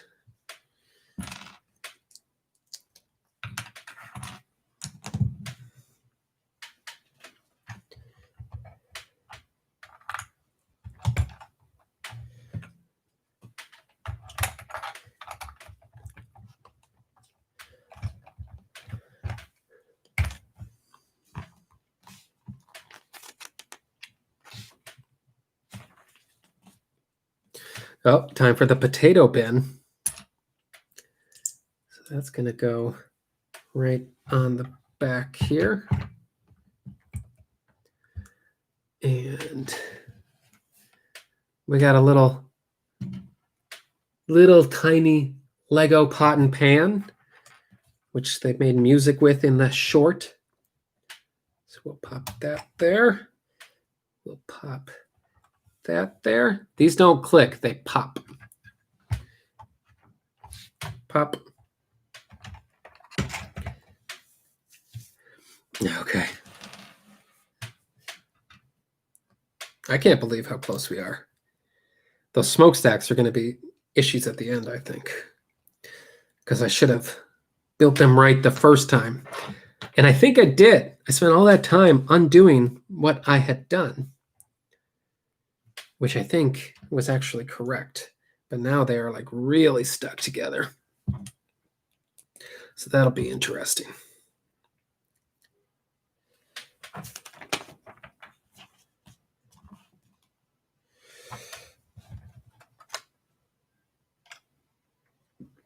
So this is our little rudder, our steer.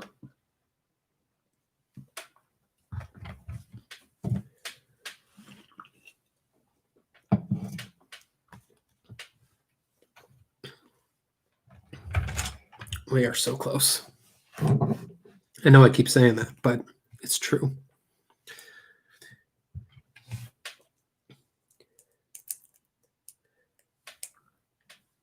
Click. Then this goes there. And this goes there. I think this is going to be a fishing pole. Something like that. Oh, two. These little pieces are where the fingers start to get raw.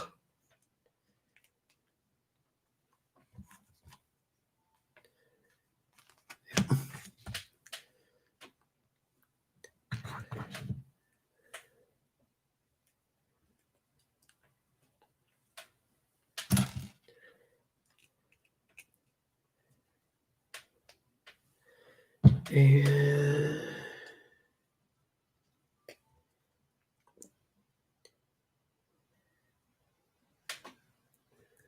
let's see, how is this supposed to?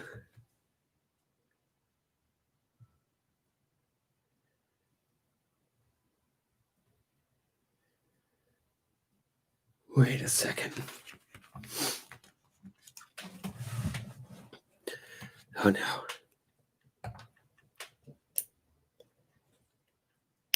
There we go. No harm, no foul. So then we do that. You guys see it? You guys see it? And that goes there. Not there. It goes there.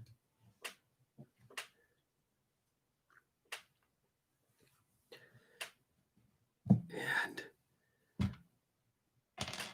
that. Nope, not that.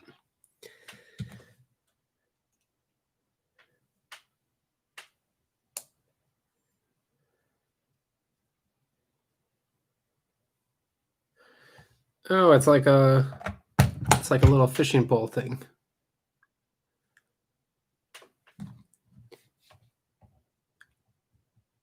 Uh-oh. 5 minutes left. Look at all these pieces. It's in the realm of possibility. Is it likely? No, it's not likely, but it's in the realm of possibility.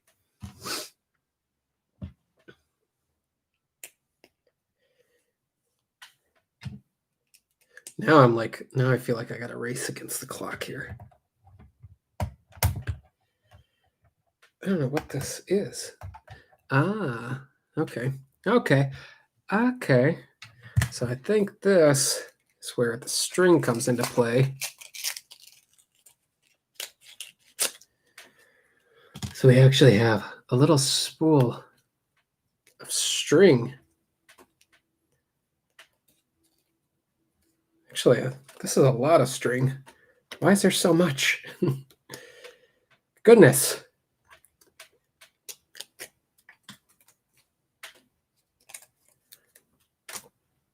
So then we have, I just had it. There it is. So we got to wind it up.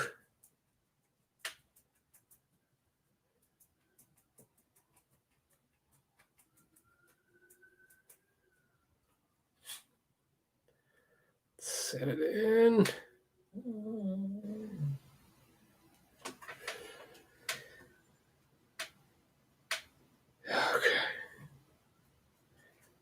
There's a lot of string here.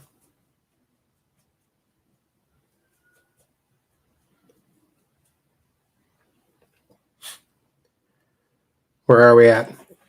Probably like 2 minutes are gone. It's just me spooling. All right. So then this, we'll click on to here. And then we got to thread it. We got to thread it just right.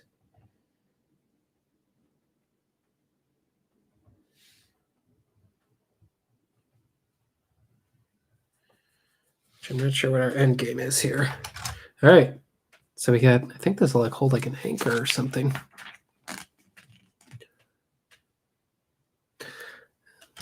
Okay.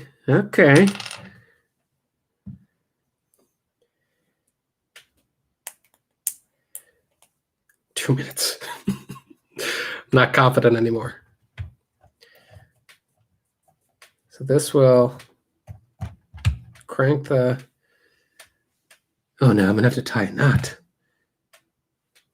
Gonna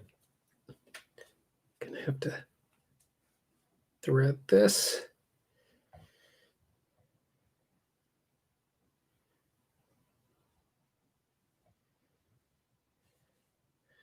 I'm gonna double knot it. Just for security.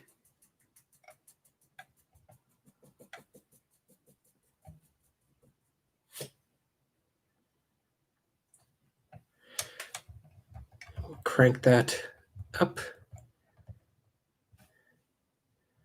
That's ugly. I'm going to. Same butter knife we opened up the box with.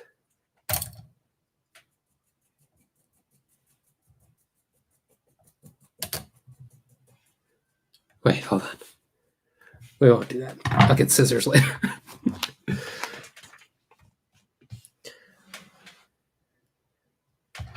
Do we have another?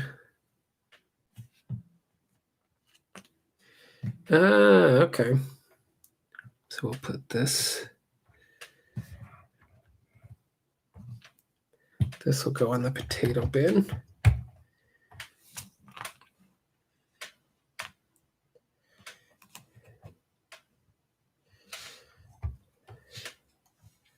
And we'll hook that up there. I'm going to make a bucket.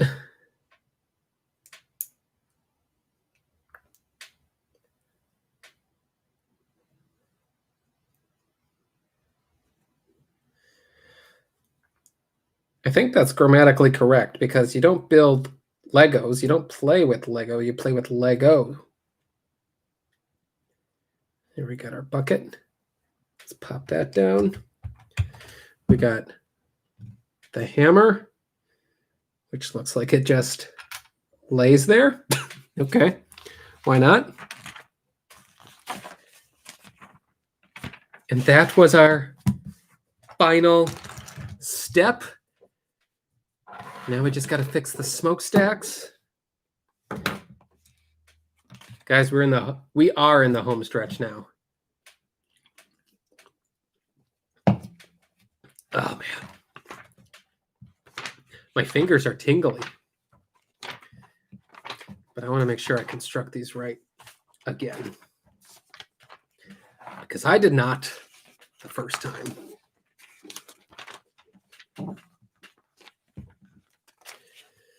What step was it? There we go. Okay. So let's...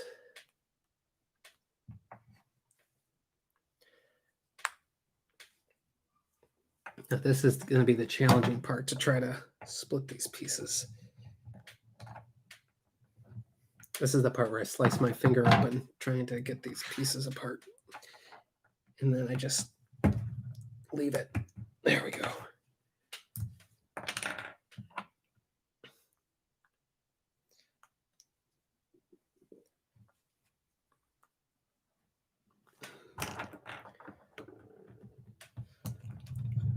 My fingers are too big to get in some of these cracks here.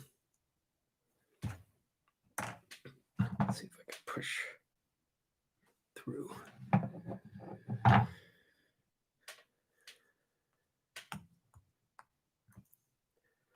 How's everybody doing?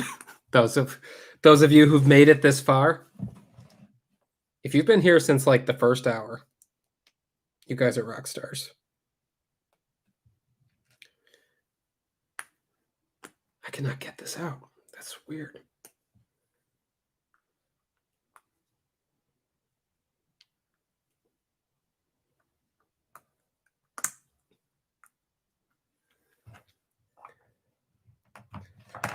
Let's see. Let's at least get one of them in. So that one goes like this.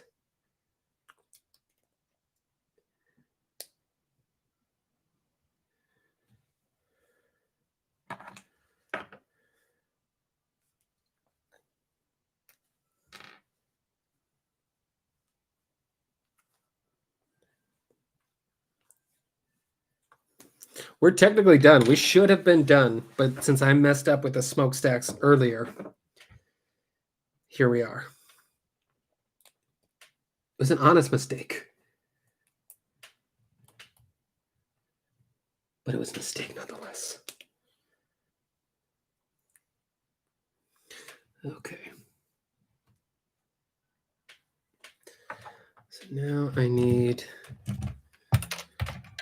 what did I do with them? Oh, yeah.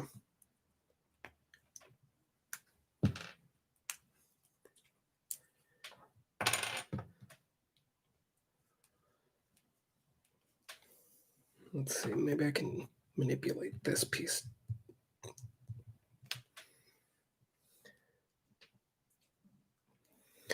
This is great, great content, right? We've done it. We've removed them. Okay. Now it's time to get excited, guys.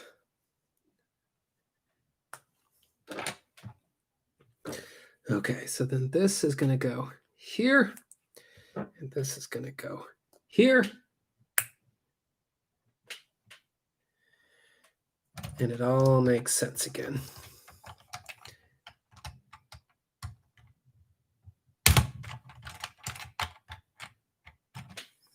Did I break it? I would break it, wouldn't I? I think we're okay. I think we're okay.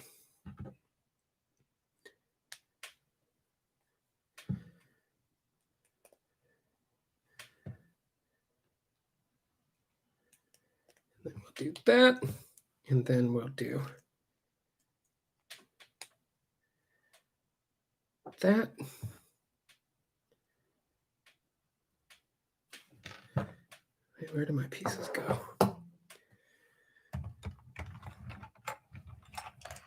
Oh, we're so close. Did I mess up again?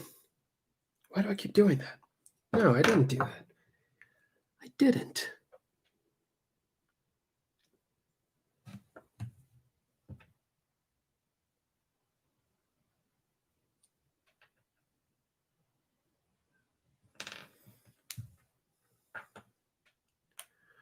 Let's try.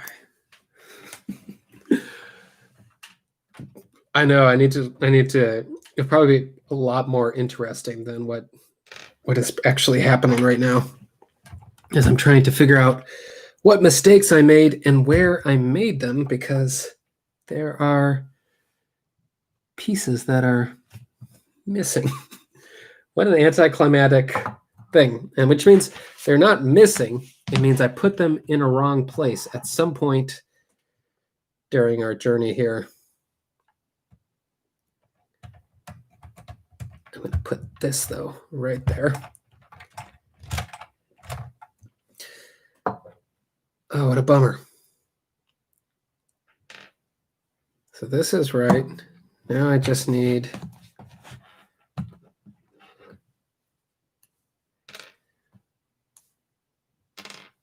Okay, here we go. Pieces must have fell. But not two pieces. Guys, what's going on?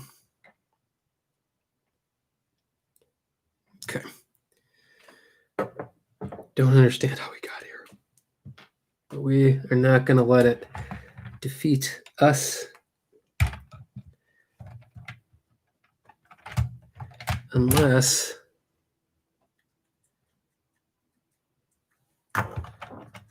No, that's right.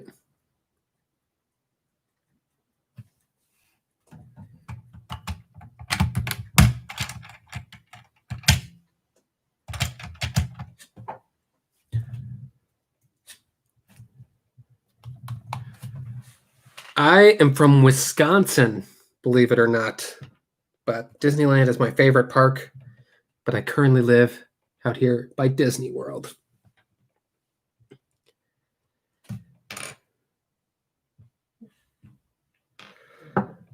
Well, I have misplaced two very important pieces for our smokestack because they gotta be in there somewhere, right?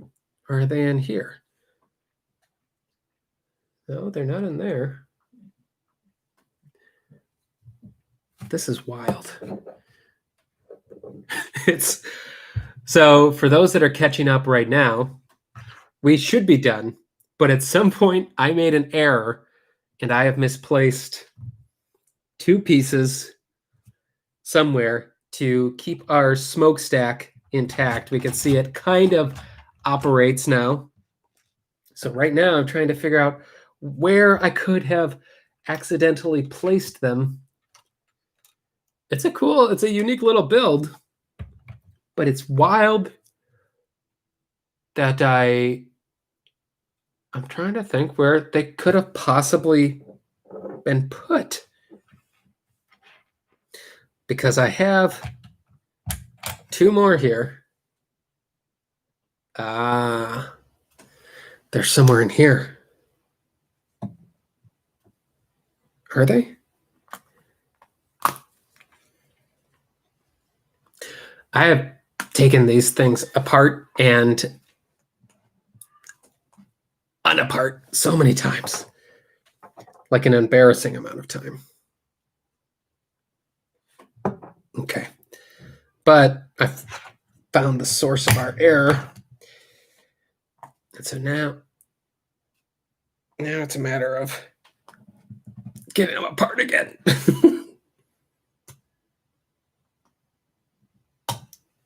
Which shouldn't be as challenging as it is. But man, it is challenging.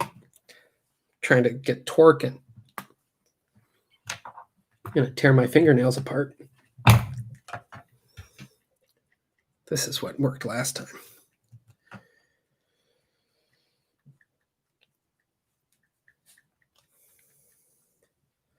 God bless you all for sticking it out, for leaving and coming back, checking in.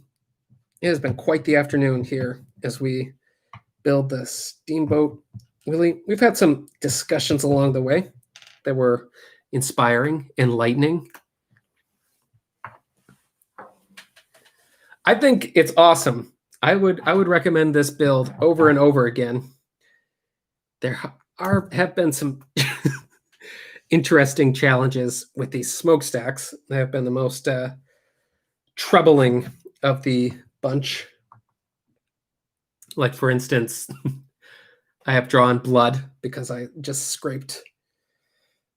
So literally our blood has gone into this, our sweat has gone into this, and if I can't get this open, there's going to be some tears.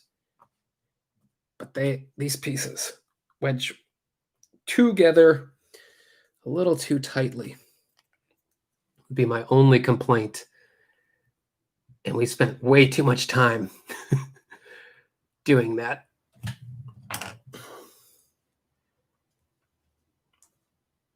Space mounts, that would be awesome too.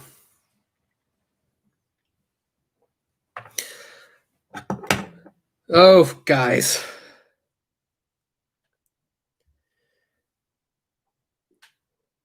The problem is we're so close, but these pieces are so tightly together.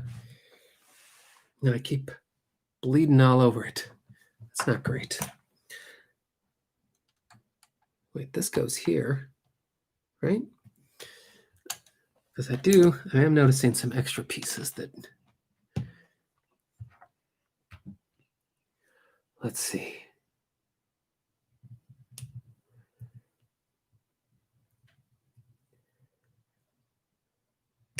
It's a compelling content. The problem is it's black and white, so the blood shows up a little too much. I haven't got blood actually on it yet, so that's a good thing. Trying to think if I have a tool that would work a little better than this one, but I don't want to break the... I did it before. I'm just trying to even figure out how I did it. Things I can get a better grip on, maybe.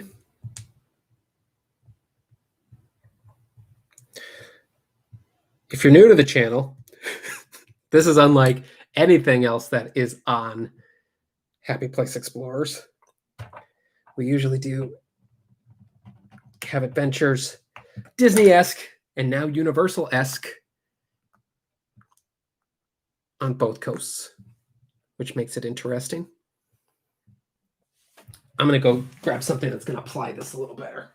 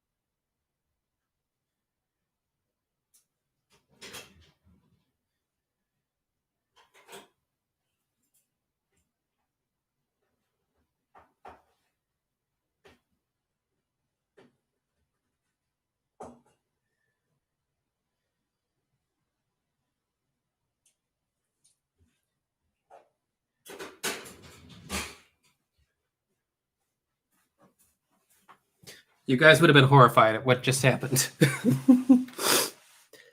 Because even though I am bleeding a little bit, it was a nice knife was able to split it open a little bit. Okay, where were we? Home stretch. Home stretch is happening now. So then this has to go here, and this will go here, and then that means that would go like this. How close are we to 4 hours? Didn't think it was going to get to 4 hours, but I think it might. I'm breathless right now. That's how excited I am.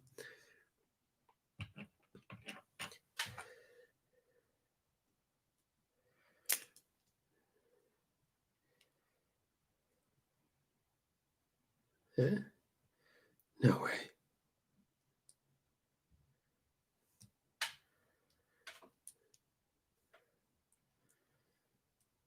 Oh, yeah. I was going to say.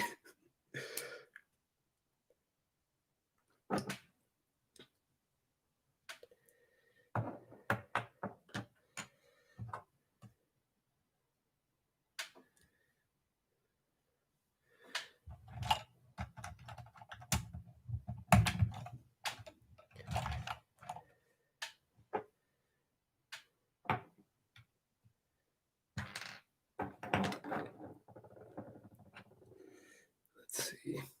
This would have to go like this.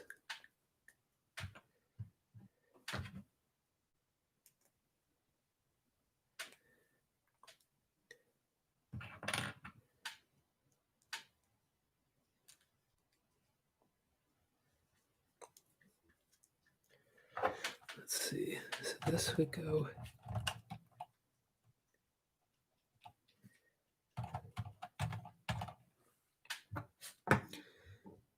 Well, now hang it all.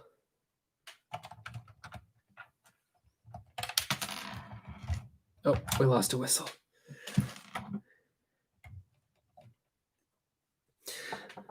I can't say that the smokestacks have been very awesome. I just can't. Cannot say it. Very confusing.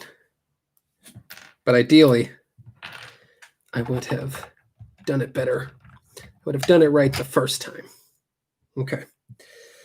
Okay. We're starting completely over with 5 minutes left to 4 hours.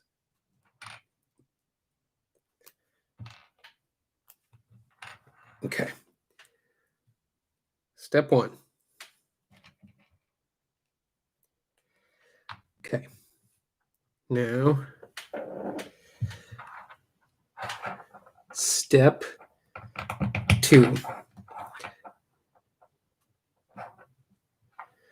And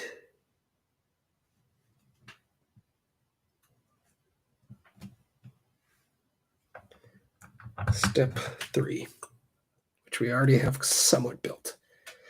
Okay. It's looking good. Looking good. Boom. Boom. These aren't clicks because they don't click, but they certainly boom. Boom. Boom.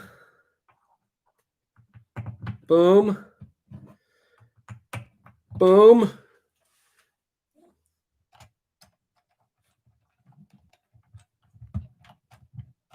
Boom.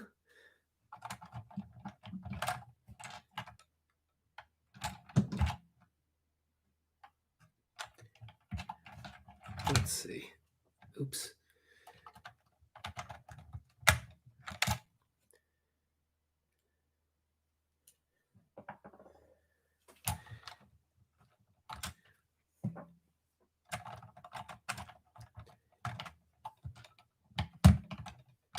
Boom. Guys, are you watching this? Are you watching this? Boom. Boom. A little wobbly. Okay. Let me go to the final page because I think I need to have some more stuff on the last little bit here, which I do. I'm going to put that here. Put that here. And put that here.